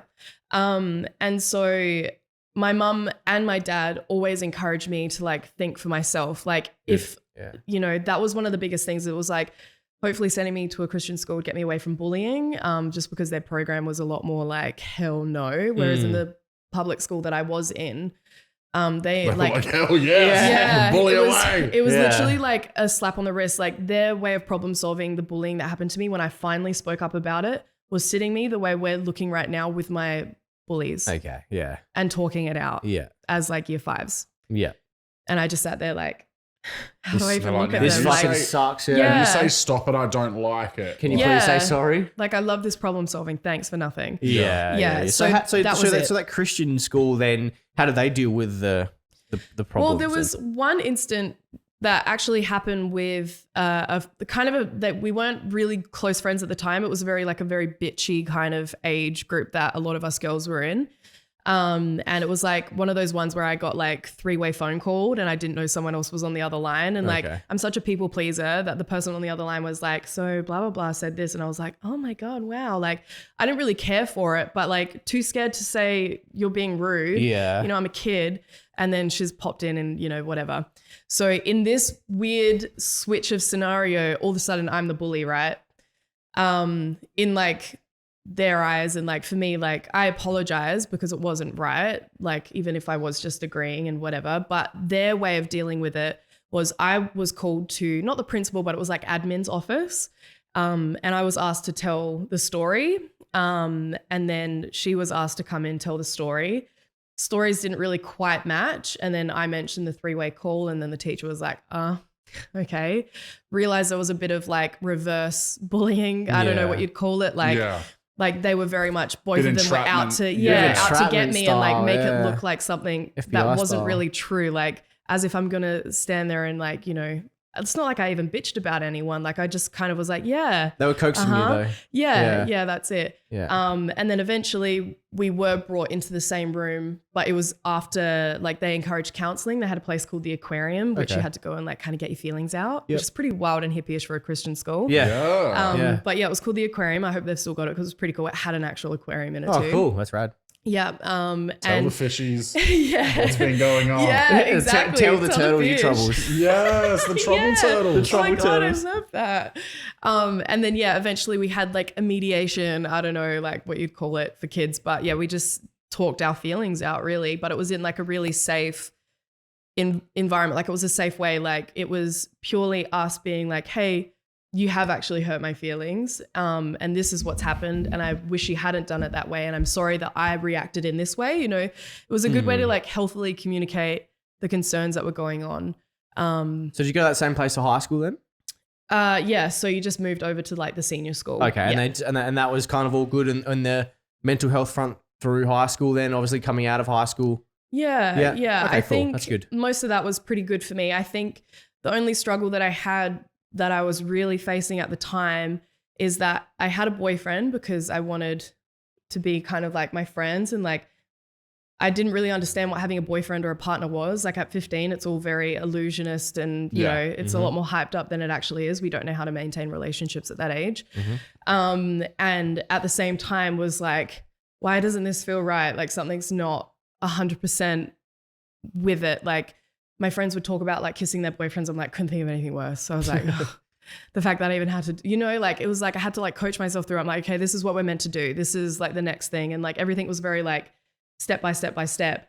So it was more of a conforming than a desire. Yeah, 100%. And then I think by the time that I was 19, I knew from a very early age, I knew from around about 8 years old, which is kind of when mental health started being a thing, because I had a crush on one of my OSH, like out of school carers. Her name was Alex, and like I didn't really understand at the time that it was a crush. I was just fascinated with her. Like she had an eyebrow piercing, a tongue thingy, and I was just like, whoa. I was like, this cool, like this chick is just wicked. And I was like, you can look after me any day, you know? Like I was like, please. And she just made me feel really safe and like happy, but I didn't really understand the feelings that I was feeling. And I became a woman very young, around about 8 years old as well. So that's probably another thing to mention. And so a lot of those feelings started like happening for me quite young. Wow. And yeah, so I think that was a confusing time as it was. I didn't really understand it. And then it wasn't until I was probably about 18, I'd say, that I was like, holy shit, Cherri, you're so gay. I was like, bitch, you're in a stupid relationship right now. What have you done? It's been like 4 years. I was like, how are you going to get out of this? Like, what are you going to do? I was engaged as well. Oh, wow. Okay. Yeah, very young. I don't know that mum and dad really approved, but very, very young. Yeah.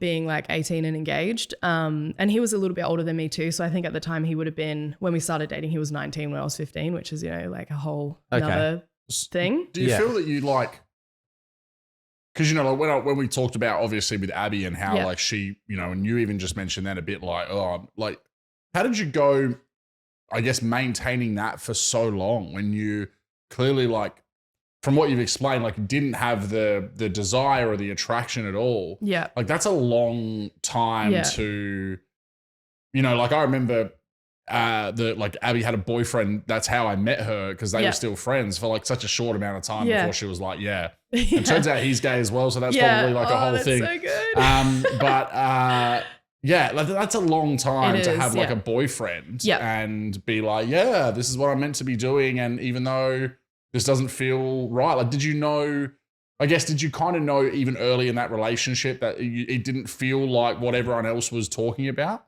Yeah. Yeah, 100%. I think even, you know, things like getting ready for our first date. I remember I was nervous. I remember burning myself with like my hair straightener. That's why I remember it was just like the nerves were all over. And mum was like, oh, how cute. Like, this is so sweet. Like, look, you're so nervous. He's coming to pick you up and like you're going out on like a date thing. We just went out to dinner. And I remember just thinking like, and it's probably a very normal thing, but just thinking, how do I talk to this person? We're so different. We've got completely different lives. Like, he's already out of school. Like, I'm still in middle school.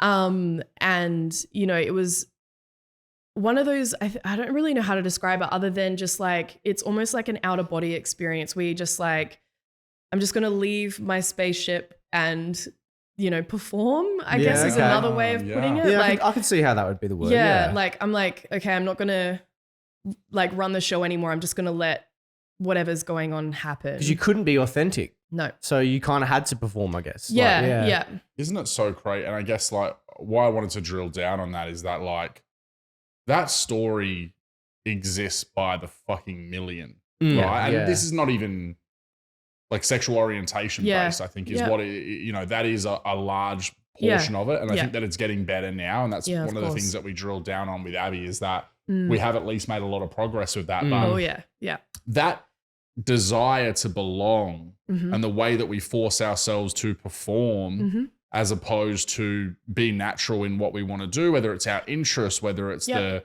you know, the people that we actually want to be hanging out with, or the things that we say, the things that we wear, the things that we do, like so often is molded by that desire to feel like a part of something than it is what we actually like or generally enjoy. And, you know, that's just a perfect example of like, it's not just like, you know, for that grade of high school or whatever, sometimes in your case, it's 4 years. And then you end up even, so to kind of tie this together, the night that you said was a big catalyst for change in your life and when you picked up the guitar, was that long, like had you broken up with the boyfriend at that point? Yes. So that's kind of like the chain of events is like break up with a boyfriend, go out and get really messy and whatever the event that happened, come home, go, I'm stopping all of this shit. And so do you come out in that time as well? Like, do you have that realization and come out as well? Yep. So I remember having one, because we lived together from when I was 17. So I moved out of home when I was 17. And wow, so you lived with a boyfriend. Oh my goodness. Yeah. Jesus. What a like cataclysmic time. Yeah. That you would have been going through I at that still don't point. understand it. I even like see photos and I'm like, I don't even like, who is that person? Yeah. And I think, I don't know, I guess the best way to put like what happened is I never said to him that I was gay. I didn't want to do that to another person. Like I was really conscious of how hurtful that can be. And I didn't want him to feel like he'd done anything wrong. If anything, I felt like I'd done something wrong. Which is unfair as well. Which is unfair as well. 100%. Yeah. It's a different battle, separate battle. And I just I was trying to coach myself through it almost like, I mean, it was my first breakup, you know, and I was still a teen. Like I hadn't really had to deal with a confrontational thing like this really ever. And I just kind of remember thinking like, Cherri, you just have to say it. And I remember my birthday was approaching and I was like, you can't do another year of this. Yeah. Like you can't. And I'm like looking at my really pretty engagement ring and I was like, this is stupid. Like this is not at all what I want. And we were in bed and I was kind of facing the other way and I was like, Cherri, you need to do it. And I remember looking at the clock and it was like almost midnight and I was like, not another day, like fuck another year, not another day. Yeah, wow. And so I rolled over and I just, you know, I said, I don't really know like how to say it, but I can't do this anymore. I'm going to move back home with mum and dad. And I did pretty much the next day. Wow. Yeah. And how did he take it when you said, look, I'm not into dudes, like, yeah. How did he take it? Well, I never actually got the opportunity to tell him that I was gay. Okay. So I'm assuming he would know by now. We're not friends on like any social media or anything like that, but we do have mutual friends and I'm sure like family and friends, you know, that travels through the grapevine. Of course, yeah. He's put the 42 Joan Jett posters together. That was more than just enjoying the music, really, hold wasn't on it? a second. But yeah, so the end of that relationship is kind of what was like my freedom moment. Like there was a lot of pain, but I think because for almost a year I was struggling with my identity without him realizing. I mean, he might have known something was up, but I don't know that he would have realized what it was. Yeah. And I remember freaking out actually that he would find out sooner, because I was like, I'm just going to slip up and be like, oh, what do you want for dinner? I'm gay. Yeah. You know, like I was like, it was like constantly at the tip of my tongue. You can't live like that. No. So I was really cautious about protecting him in that way. What was the other thing that you said? There was something else there. I forgot though. We've That's covered all right. so Yeah. many things. We've covered so many There was something else that you said that I was going to reply to, but that's all good. But yeah, so that moment was like my freedom moment. And I think because I'd mourned the relationship already because I was trying to break up with him for so long. We're not trying to break up with him, but I was trying to like figure things out. I was checked out. Yeah. So like I didn't really have like this big devastating like heartbreak, you know, like what do they say? Like it takes 3 months to get over someone or some crappy thing like that. Yeah. You know, I didn't have that. I pretty much like, I went to my mum and I told her what had happened. She helped me move back into home, no problem. I was still pretty young. And I started going out with my friends, and my best friend is also gay, but they'd been out since we were about, I don't know, 15, something like 15, 16. Yeah. So that was also something that was actively on my mind as well. I think that probably helped me realize a bit sooner. Yeah, because like you'd seen someone else kind of be like, all right, this is who me. I am. Yeah, exactly. I just didn't have the confidence, I think, or the tools to help me realize that's what was not wrong, but what was preventing me from feeling authentic and living like an authentic life. And even still, I mean, how old are you now, if you don't mind me asking? I'm 29. Yeah, so you're talking about like 10 years ago, which Yeah. even still, you think about the progress that we've made. And it's one of the things we said to Abby about the fact she came out. I mean, she's older than both of us. Yep. And she came out at like 14 or 15 or Yeah. whatever. So you're talking about like 16, 17 years ago. Yeah. That was insane when you wind back the clock that far. But even for yourself, going back 11 years to that moment is crazy in terms of how much progress we've made in 10 years with that acceptance 100%. and That's that it. confidence that girls or boys can have to saying it a lot earlier. So it would have still been tough, and you probably didn't know a lot of people other than that person. No.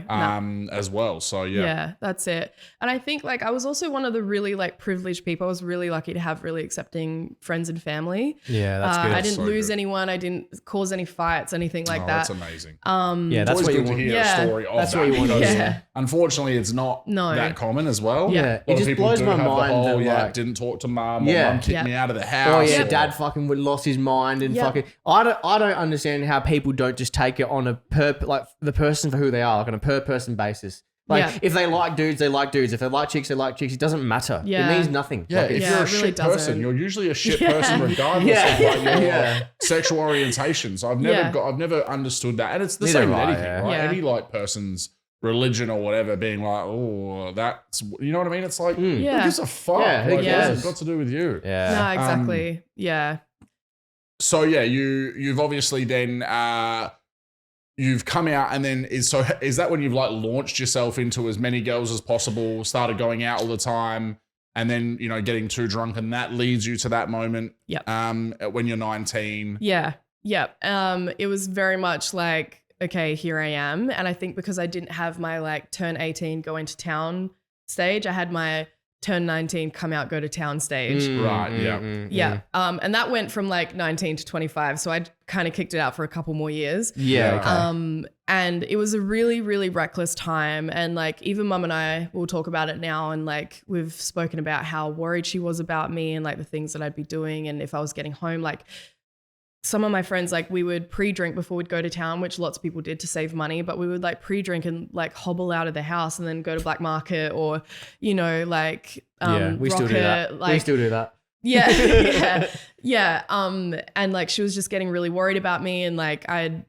you know, end up at different people's houses and, you know, how am I getting home? Like, it was just a really, really messy time. So it's funny what you said, right? So, and you have that moment when you're 19 and you realize like that was too far, whatever had happened that night. Yeah. But then you mentioned that like you don't necessarily completely change, you know what I mean? Like you did have an epiphany, but a few things that you pointed out is that, again, you've still kind of continued some of the same behaviors and certain like maybe not putting yourself in as much danger, but probably still plenty of times that you look back now and go, that was irresponsible, that was really or whatever. Stupid. And so then that ends up like going through like a 6-year period. And like I talk about it as well. I've been doing a lot of stand-up jokes about it lately. But like the reality of like the amount of times that I was like, don't remember how I got home. And that, or I've ended up like, I was even thinking about recently, one time I remember walking out the back of a house that this isn't my story. One time I walked into an autistic care house, and that's a whole joke. I remember that. There's another time where I've come to, like, I'm clearly like blackout drunk. And I've gotten out of a cab like way far from my mum and dad's house. This is back when I was living there. And I've walked into a backyard, and it was a girl that I went to school with, and she was sitting there like having a rage with all of her friends, and she's like, what the fuck are you doing? And I like woke up and freaked out because I'm like, I'm not meant to be here. And like just ran, and like have never spoken about that like to anyone. Okay, interesting. And I was just like, so now I look back at that stuff and I'm just like the fact that you're in that bad of a state, you know, anything could have happened to you. Like anything could have happened to you, and you just are like so reckless. Even things like, you know, sneaking out, telling my mum I was staying at Levi's house and going to schoolies in year 11, being an hour and a half from home. There was fights everywhere. I avoided so many like near misses that night. And I'm like, I've got a son now. If Winston did that, man. You'd be like, fucking hell. I told mum when I was like 18 or like maybe I was like 20 or something, and we were having drinks at mum and dad's house, and I was like, hey mum, guess what I did in year 11? Like with all our mates around. And like she was so mortified.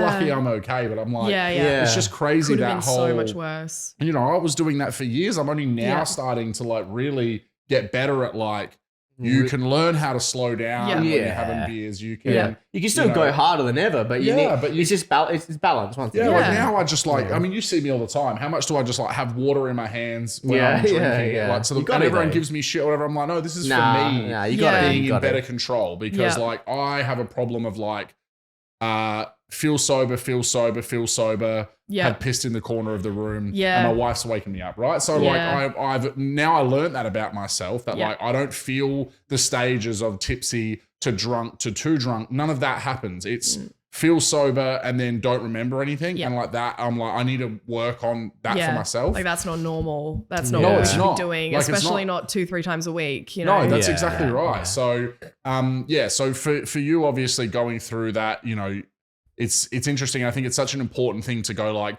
I had an epiphany about my behavior and it still took me 6 years. Was there another moment at 25 that was like a catalyst for you going, okay, now shit's really fucking out of hand and I need to reel all of this back in? 100%. And I think a lot of after the epiphany and then learning guitar, a bit of ego kicked in. I'll admit to that. And I've like had this discussion with so many of my friends where I'm just like, do you guys want to like another round of like Cherri?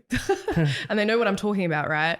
But I don't think I could ever handle that again. Like I lost myself again because I think when I had that moment of, I don't want to be the groupie anymore, I want to be the rock star, I became the rock star. Like the idiots that I was hanging around with that made me feel like shit, I started doing the same thing to other people that were like idolizing me or like, you know, because all of a sudden I was a girl with a guitar, which wasn't huge on the scene either. Like there was a few, but they were mostly in like kind of like pop punk bands or like, you know, acoustic singers, which is awesome.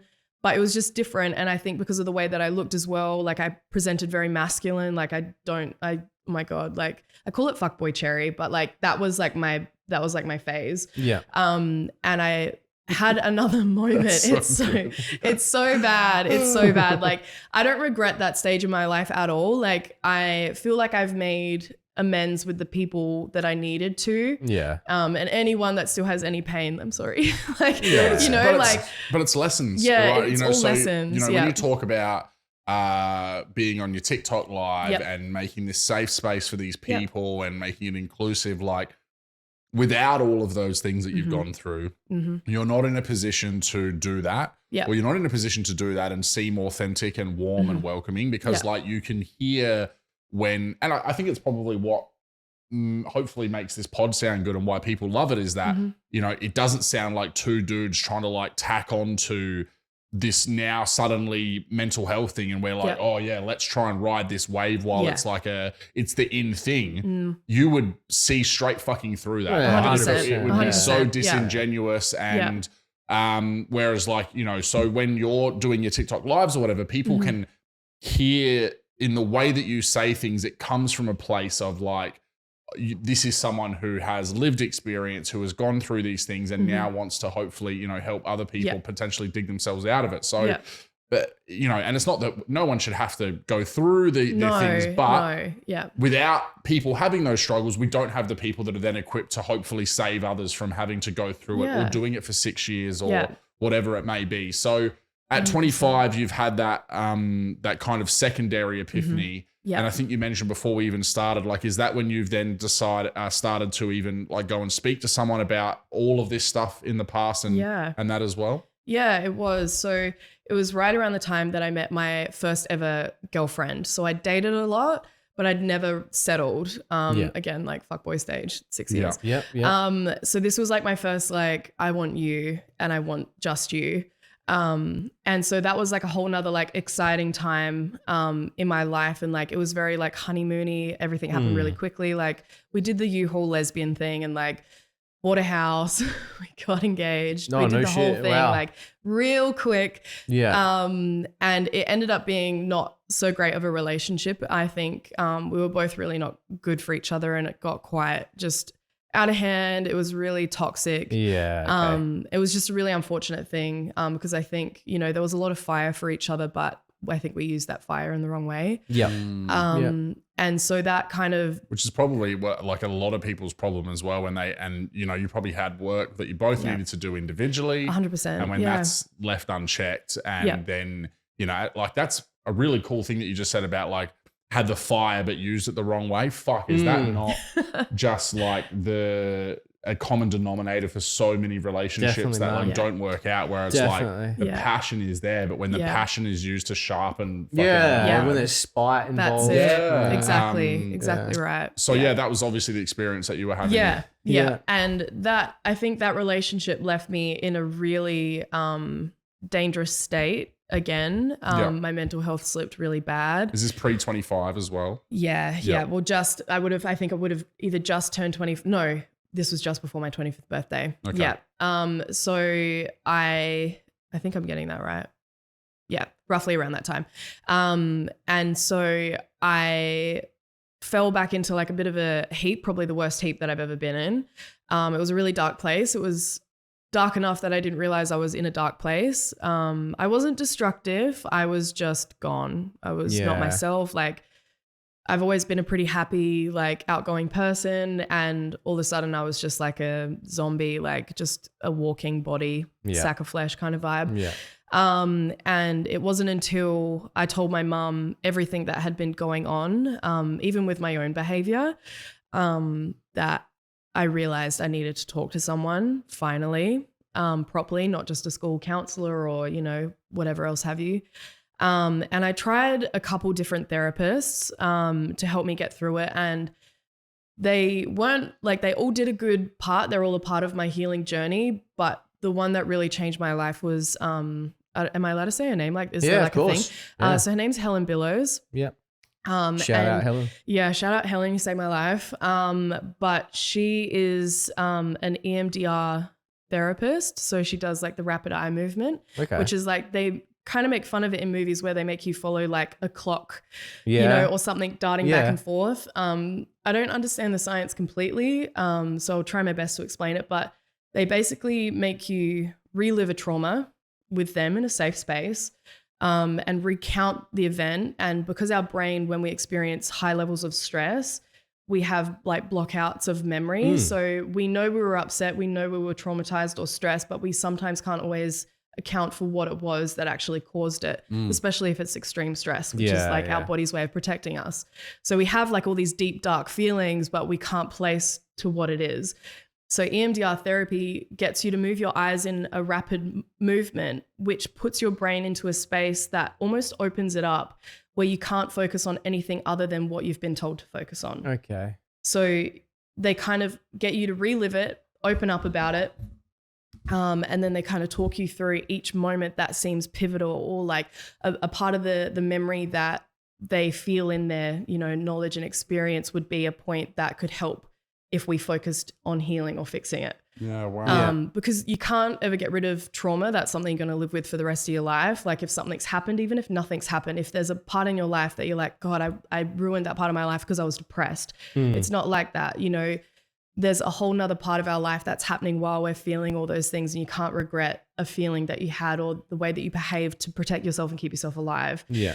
So this type of therapy kind of helps you work through those moments, those feelings, to understand them so that you can kind of like release them. Like I put like this whole post on my Facebook.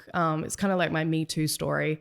And I referred to myself as, I don't know how to pronounce it properly, but I think it's like King Jitsu or King. It's like the Japanese art where they fix pottery with gold. Oh yeah. And I was I've like, seen that, yeah. I'm a broken person, but like I'm as beautiful as ever because I've like put myself back together with the gold, you know, like all fancy and stuff with therapy. So like therapy was like my gold lining. Love it. That's so cool. Yeah. So for me, like choosing to pursue a psychiatrist as well was probably like the best thing that I'd ever done, because there was a whole lot of underlying things, like the things that happened when I was a kid, to, you know, my teenage struggles, to like hiding my queerness from myself for so long and everyone else around me, and, you know, like forgiving myself for the things that I caused for myself, like things that I was aware of, and the pain that I caused myself, the pain that I caused others, and the pain that was just there because it was there. Like I didn't choose it. It wasn't like a thing that, you know, I don't think anyone in primary school means to like destroy someone's spirit when, you know, you're only like 8 or 9 years old. Yeah. Well, half the time it's because their spirits being destroyed by external factors as well. 100%. So. Yeah. And they do say that like kids who are experiencing things at home or, you know, in their own life, they kind of mimic it at school. Definitely, yeah. You know, so if there's that kid that's isolated but is like the angry kid, like maybe think about what's going on for that person, you know, as opposed to thinking, God, that's just the angry kid. Yeah. And there was, you know, like I've talked about this on the pod before, but like I literally, you know, went through a thing where I was, you know, bullied through primary school and into high school. And then I kind of like found my sense of humor and my like confidence in my voice, and then became everything that I hated because like I saw that as a gateway to the thing that I craved. And it was everything that I imagined it would be. Like awesome. when I turned that you know, the wit that I discovered and used it for evil, then all of a sudden, you know, I was the popular kid because I was the one then causing the damage. And like, you know, it took me a few years to then realize what I'd become in that moment of like being like, hold on a second, like this is what you despise. Like this is everything that, you know, broke your heart and your spirit as a kid. And now you're that and you're like, doing that to other people. And, you know, that kind of like is what has then spurred the change in myself that has even led me through to this moment here, having this mental health conversation with you, because I was like, no, I'm never going to do that again. And I'm going to use this wit for good, which is the comedy, and I'm going to use this brain for good in, you know, having these kind of conversations and being that beacon. And to go back to what you were saying about the trauma, there was something I really wanted to comment on there is I think it's so important to note that you won't ever, you know, be free of the trauma. No. But you can work through it and process it in a way that allows it to not be a trigger point anymore, or for at least it not to be a trigger point that completely derails all your progress all the time, right? 100%. And that's what the most important thing is like being able to like reason with it and going back to the thing we were saying before, like see it as that lesson that you've now taken all of these things from and go like, you know, break it down to like, well, if I hadn't gone through that and then learnt all of these things, then I wouldn't be doing what I'm doing now. So, you know, for me looking at my bullying or whatever, and then my own journey and going, well, maybe I'm not having this conversation with you right now if I hadn't experienced that. Yeah. And it's not easy to look at something horrific and traumatic and go, oh, how do I take the lesson from that? Yeah. But if you can find any way to reason with it being part of your journey to what you are today, then when things come up that lean into that trauma and would normally sometimes be something that can completely derail you, you might be able to identify with it and kind of go, you know, this is a trigger point, but I can work through this methodically. Yeah, we've said it a few times. It's like about building the armor, isn't it? It like is, building up like the processes and building up the armor and building up just your own mental health, because it's like we were saying last week, it's mental fitness. It's not mental health. It is mental fitness. Yeah, so it totally like is. it's thinking about it that way. It's so much. It takes away that negative connotation of it, and it makes it more like, all right, I'm going to go to the gym and work out and get physically fit. Yep. But like, do you work on your mental fitness? Yeah. So yeah, no, that's so true. And I feel like, because I got diagnosed with PTSD, and I think, I'm trying to remember off the top of my head, but I think to qualify for PTSD from this particular event when I was younger, you had to score like, I think it was 6 out of something, and I scored like 63.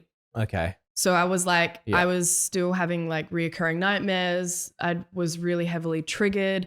But I got to the point where I was really good at masking. I think I'm one of those people who's got a good game face.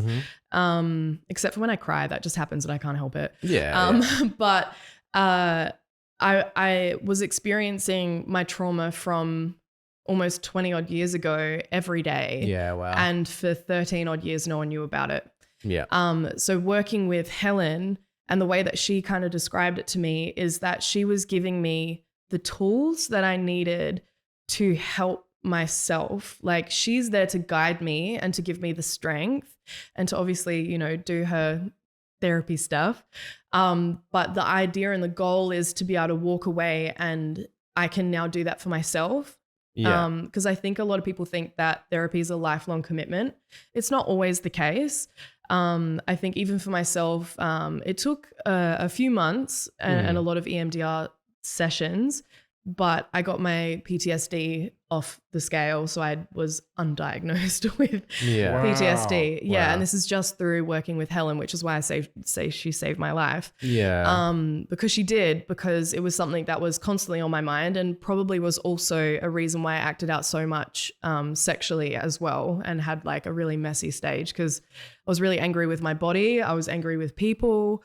And I think that was my way of trying to like own and gain my sexuality back. And I think also, you know, accepting that I was hurting myself by acting out that way. Like, a lot of it was fun. I'm not going to say that it wasn't, but a lot of it was like almost self-torture. Like, you know, especially because even after coming out, I would still sleep with boys, you know, and I'm like, what are you doing? Like, you know, it was almost like, you know, like self-hatred acting out kind of thing. Yeah, of course. And so, you know, Helen was like helping me even forgive that type of behavior. So there's like no limit to what you can go to therapy for, right? Like, it's like anything and everything. And like, it's getting the tools and the equipment to be able to be strong enough to almost help yourself in those moments so that you don't get up to that point where you're like back in like PTSD or like, you know, trauma stage, like it's so that you can coach yourself, because this stuff's going to happen. You know, we don't know when it's going to happen, but it could happen at any time in our life. And we have to know how to help ourselves and help our, you know, brothers and sisters and, you know, whoever else like who needs that support. And I think therapy's helped me help other people more than I expected it to. Well, I was going to say, hopefully tonight, if someone's listening and they're like, hey, maybe I've got something going on. Hopefully maybe this conversation has got them to that next step, going, hey, like I need to get this I need to get this sussed out. So I think this is the perfect time to call it into our favorite part of the podcast. Well, we will. I just want to say one last thing. Okay. Just to what you were saying about, I really want to emphasize on that need to empower people, because what I've found in my individual experiences with people, there is a problem where people are looking for like something to fix them necessarily, rather than looking at, I need a holistic approach to how I give myself the tools to be able to do it, right? So there are some people who will go like, I'm experiencing this and then I've got this medication and now this medication is what is made me better. But it's like, then if something happens there where the medication stops or whatever it is, then I'm lost again. Or I've started therapy, but what if the therapist goes, I'm going away for a month, they think their world's going to fall apart or whatever. And it's so important for anyone listening that realizing that these things, whether it's medication, therapy, breath work, meditation, any of these things are tools that you can use to work on yourself and slowly build the armor like we've talked about. And that these aren't things that are the only reason you're surviving. Like you're surviving on your own, and you can use these things to your advantage to be able to make that experience better and handle those triggers better and you know, take the time between having a really bad day. If it was every day, now it's every third day. That's all work that you're doing on yourself. And I don't want anyone to ever feel like that it's these individual things that are allowing them to survive. It's themselves. Does that kind of make sense what I'm saying? Like, 100%. Because I see that I've literally had experiences with people close to me where they're like, you know, they're so reliant on this thing, whether it is the medication or the therapy, that they think that if that wasn't there, then they're at maybe less than ground zero, because like, you know, they think that that's the only thing that started to dig them out of the hole. And it's like, that's just so not the truth. So I just wanted to really add on to that, because I think the way you explained it is so powerful. And that anyone who's listening needs to hear that. 100%. That's cool. Is there anything else you want to add before we get into the fun stuff? I guess the only thing that I want to add might be like a little shameless plug, but it's just if anyone is struggling, I do create a little safe space on TikTok. So I kind of got like overnight attention and I gained like 15,000 followers very, very quickly. And at the time I freaked out because I was like, what am I going to do with all these people? I'm not responsible enough to like, you know, I didn't just want to like give them thirst traps on TikTok, which is like what everyone does. They are fun and I still do them. But I didn't want that to be my sole content. You know, I was like, oh my God. Because that content won't last forever. No, it doesn't. And that's not what people remember. Like, you know, I've liked 1 million thirst traps, but I don't remember them. So I just wanted to say that, like, except for the one that looks like Joan Jett, but but I've tried my best to create a safe space on TikTok for people. Even if you're not interested in my singing or, you know, anything to do with music related stuff or my thirst traps, whatever it is. I try and go live while I'm home a few times a week. It's normally a bit later at night because a lot of my following is in the States.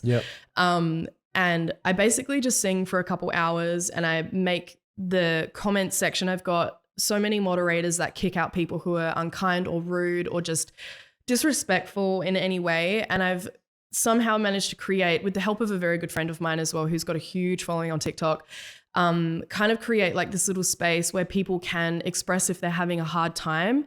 And sometimes even just them requesting a song for me to sing and singing them that song. Like I've received private messages saying, thank you, I've been crying for 5 days straight, and you've just helped me want to keep going. Yeah. By singing their favorite awesome. song, you know, it's like such a small thing. And like, I think for me, being able to use something that I'm so passionate about to now somehow help other people has been like my aha moment. Mm-hmm. You know, I'm just like, oh, that's why you couldn't give up music. That's why, you know, every time you've left a band, it's like, you can't give up music. Music's your thing. Yeah. You know, and now somehow I've been blessed enough to gain a little bit of a following and to be able to share my music as well as share, you know, a positive message around like mental health and caring for one another and understanding that we've all got our own life path and, you know, not judging each other and being kind and loving and accepting and embrace people's differences. And at the end of every live, I try to say like just like a small like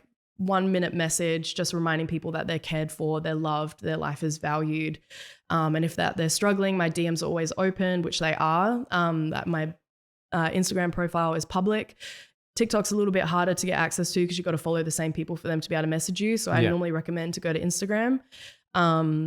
And I do get a couple messages and they are really respectful if I'm also not in a great place. Like sometimes I'll be like, I'm here for you and I support you, but I'm also struggling right now. So I'll do my best. Yeah. And I think when you start gaining a bit more of a following, it gets a little bit harder. But in those lives, in those moments where we can actually share live interactively, and I think because a lot of it's anonymous, like in a way where like if you're not following someone, you don't know who it is. And these people are all over the world, right? Yeah. That you feel comfortable enough. And I think because I've, you know, well, we all have created that safe space to protect each other that, you know, people are comfortable and confident enough to say, hey, I'm really struggling today and I just need some help. And I'm not even kidding you. You'll get, you know, 30 people saying, you know, tagging this person saying, I love you, like keep going, you're so strong, I'm here for you, my DMs are open. So it creates like this whole little thing. So even if I'm like singing along and I don't normally stop when I'm singing, I'll reply to what I can after I've stopped. You know, 30 odd people have already got on board and said, I'm here for you and it's okay. And you're beautiful and kind and strong and, you know, all of the lovely stuff. So there's like this really beautiful community. So if there's anyone that needs something like that, no matter what time of night it is, I'm there. That's amazing. Yeah. That is so good. And like, we will do a bigger thank you at the end, but honestly, before we get into the questions, thank you for coming on. Oh, that has been an incredible. What are we at? We're at an hour 40 already. That's it's just gone like nothing. So without further ado, my man, let's get into the questions. We have a recurring segment on every guest episode where we have a predetermined set of questions. You may have seen these. Did you see these in the Abby episode? So you have a little bit of an idea what you're looking for. Some of the questions won't be as shocking then. Yeah, that's right. So hit her with number one. Question number one. What is your favorite song of all time? Oh, hit me with a hard one. I love the reaction. We do say that you can give a top three if you can't give one. But then we're probably going to still make you pick one. No, I'll pick one. I'll do the question. Heroes by David Bowie. Oh, we've had no Bowie. Still pretty good. We haven't had Bowie. We haven't had Bowie. Yeah, that's cool. You did come up with that pretty quickly. So is there a reason why that one did just leap out at you? I think because for me, it was one of the songs who was there for me at the time that I was kind of rebuilding myself. Like I call it my rebranding period, which I'm in again right now, but I'm going back to that exact same rebranding idea. And in that song, obviously Bowie's talking about like we can be heroes even if it's just for one day. So it's like just have the strength to be badass in like one day. Like one day at a time, be a hero, you know, we're going to do it together, king and queen, whatever. Yeah. You know, it's just, to me, it's like a really powerful song about owning your power, even if it's just for like that split second. Yeah, you know? And that's the best thing. One day at a time. That's it. That's how it needs to be. You know, it's so funny. I couldn't think of the lyrics to start with, and I thought of when I was thinking, you know, the Chad Kroger before he was in Nickelback, and they say that a hero save us. We're not going to stand here. That's what came into my head. Imagine Bowie saying that though. Oh my god. Yeah. Fucking Chad Kroger. All right. Hit it with number two. Question number two. Who is your favorite comedian or comedic actor? Ooh. I feel like I'm going to get I don't know if I'll get hate for this, but just one of my housemates didn't like this person, but Jim Carrey. Like, you hate Jim Carrey? Yeah. We've had him. He's probably the top answer, I reckon. Oh, you reckon? Carrey. Yeah. in terms of how many people have said probably, Jim Carrey, I reckon he's Yeah. probably a lot of our people number have said Dave Chappelle too. Yeah. Oh, good one. Yeah. Yeah. No, that is a very good pick. Yeah. I was like, we've talked about it many times before. Ace Ventura, Oh, Mask, amazing. even Liar, which I fucking loved that movie as a kid, and I think it was the outtakes of Liar. Did you ever watch Liar Growing up? Yes. Well, yeah. where he couldn't lie. Where he's like, got the blue pen. this pen that I hold in my hand. Yeah. But there's like an outtake section at the end of that movie that is just iconic to me. And I love that movie so much. Yeah. Jim Carrey, good choice. Love it. Yeah. Question amazing. number 3. Have you ever meditated, and what's your experience with it if you have? Yes, I have meditated. My dad actually got me onto meditation when I was a kid because my dad meditates. It was always the weirdest thing because he'd like lock himself in the car for like an hour and I'm like, what is Dad doing out there? Yeah. And he's doing nothing. Yeah, he's doing absolutely nothing. I really struggled with meditation when I was younger because I felt like I couldn't shut my thoughts off. Like I was just like meditate, you know, like trying to meditate by saying it. But I think my first like real experience of like actually releasing and letting go was through breath work, which is like I'm sure I'm assuming you guys know what it is, but it's just like breath controlled meditation for those who don't. And it's over like a different series of breathing patterns. And there's a group down at Grange that meet every Wednesday and Saturday. They've got a generally pretty big group down. They meet at the pier, so it's free. You just rock up, do breath work. It's pretty awesome. It's at like 9:30 in the morning. And it was actually through a girl that I was seeing at the time, one of her friends. And I was like, who is this person? And I was like, why are you so holistic? Like she just came like this energy that she had. I was like, what do you do? And she's like, breath work. And I was like, okay. I was like, that's what I'm doing. And then, I did. I haven't been in a little while, but my experience with it has been pretty wild, actually. I don't know if it's like breath work specifically or if it's meditation in general, but the type of breath work that I'd done with this group, I felt like it was like one of the first times that I connected with like my higher self. Like it was almost like, oh, so that's the bigger picture. You know, like they ask you to like sit on something. What are you struggling with this week? Or like, what have you achieved this week? And they get you like thinking about all these things. And it's almost like an out of body thing where you just kind of like, you kind of look at yourself as like a soul in a human body as opposed to like, this is me. Yeah. This isn't me. This is what I'm giving you. This is what I'm presenting as, but what's really going on is within me.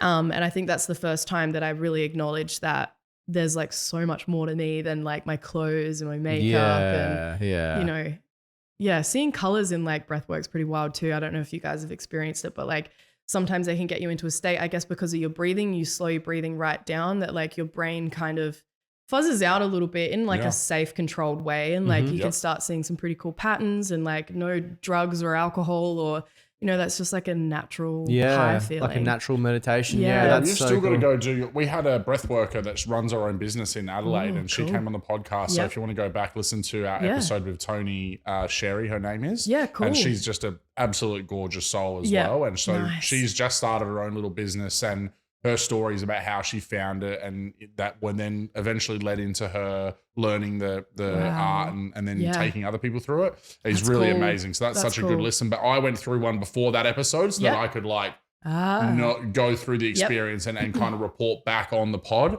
And I had a pretty incredible I didn't really like but the separating consciousness where I was full like out and then the feeling that I had coming back was like nothing I've ever experienced. And I've done pretty much every drug there is to like compare something as natural to that and be like, that was unbelievable. Intense. And I'm like, I can't wait to get back. It's just one of those things you've got to like find the time and be like, all right, I'm going to go and do it this weekend. I can't speak highly enough about how, you really did just like, and like I've talked about it before, like I did DMT like years and years ago. Yeah.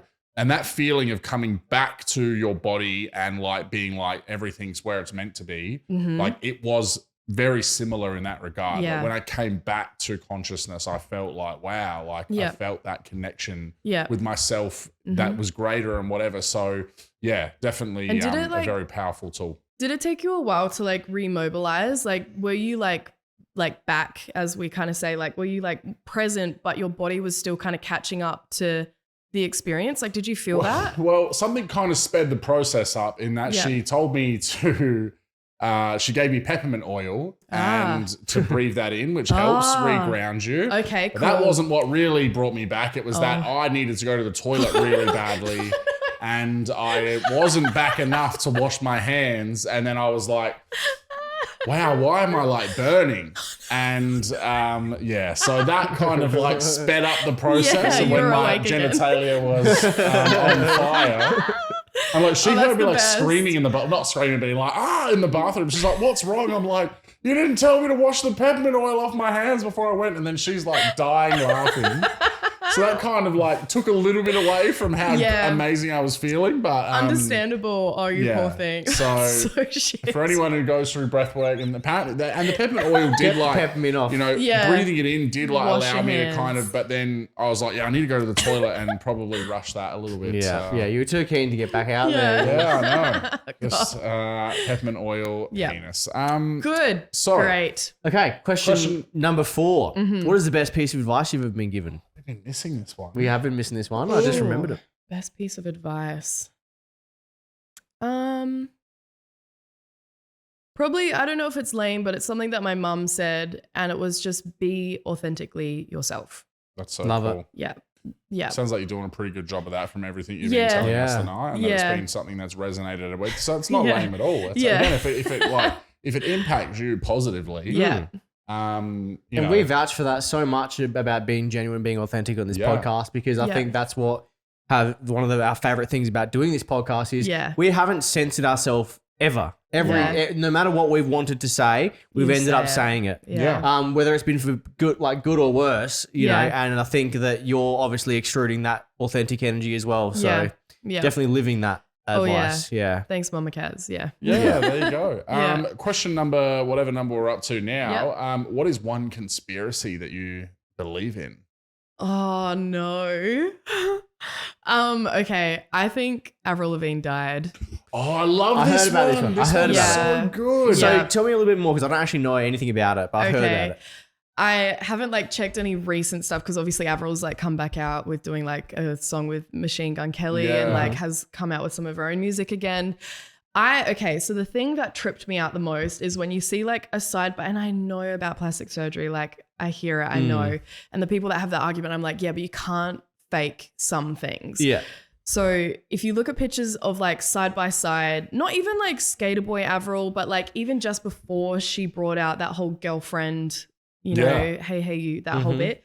You look at photos between, there was also a really awkward break, but you look at the photos between when she kind of had a little break from music to then coming out with that song. It's like body shapes different, heights different, face is completely different. Freckles are gone. Clone? Yeah, maybe, like freckles are completely gone. There's also a thing where she couldn't sing live before. No, like there is a distinct performance I remember as a kid where she was on Rove live when she was doing her Australian tour, and was watching it with my mum and dad, and they were like, this is the worst singing performance I've ever heard.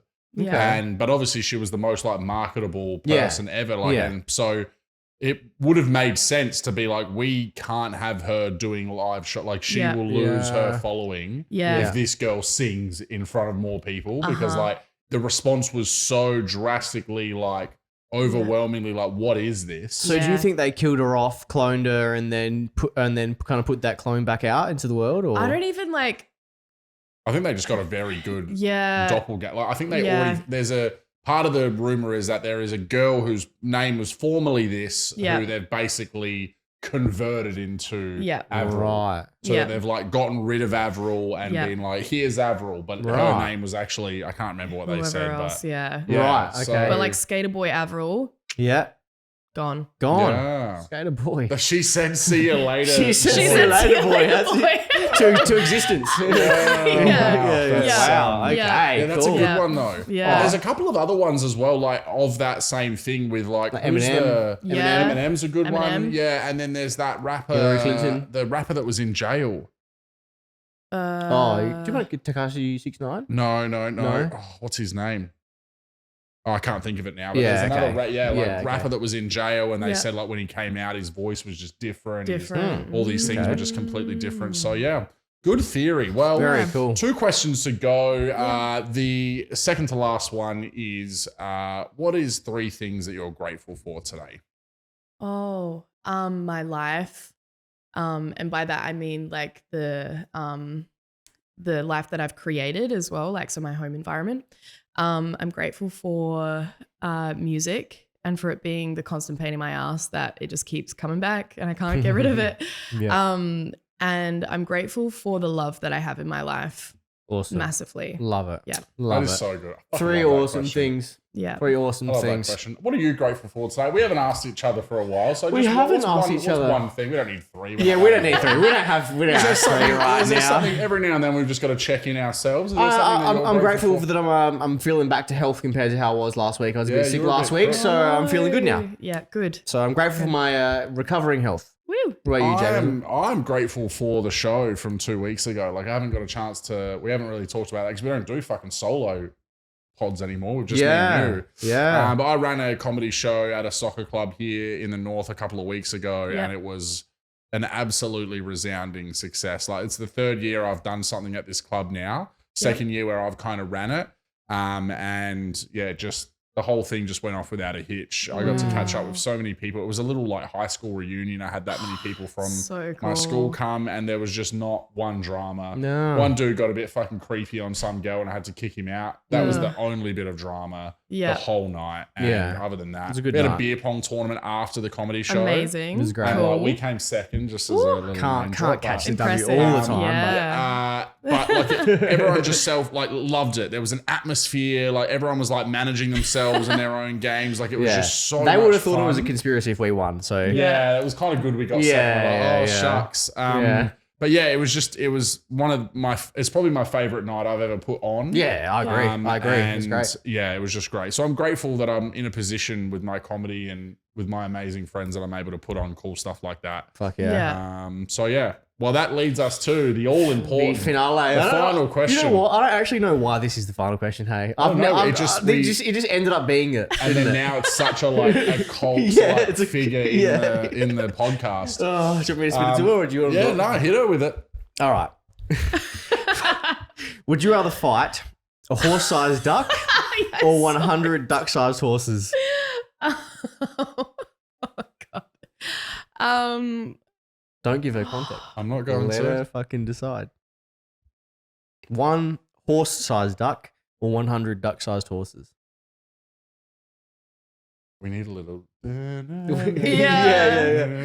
Yeah. Or like the heartbeat from Weasley. Yeah. Oh my gosh. Oh no. Okay.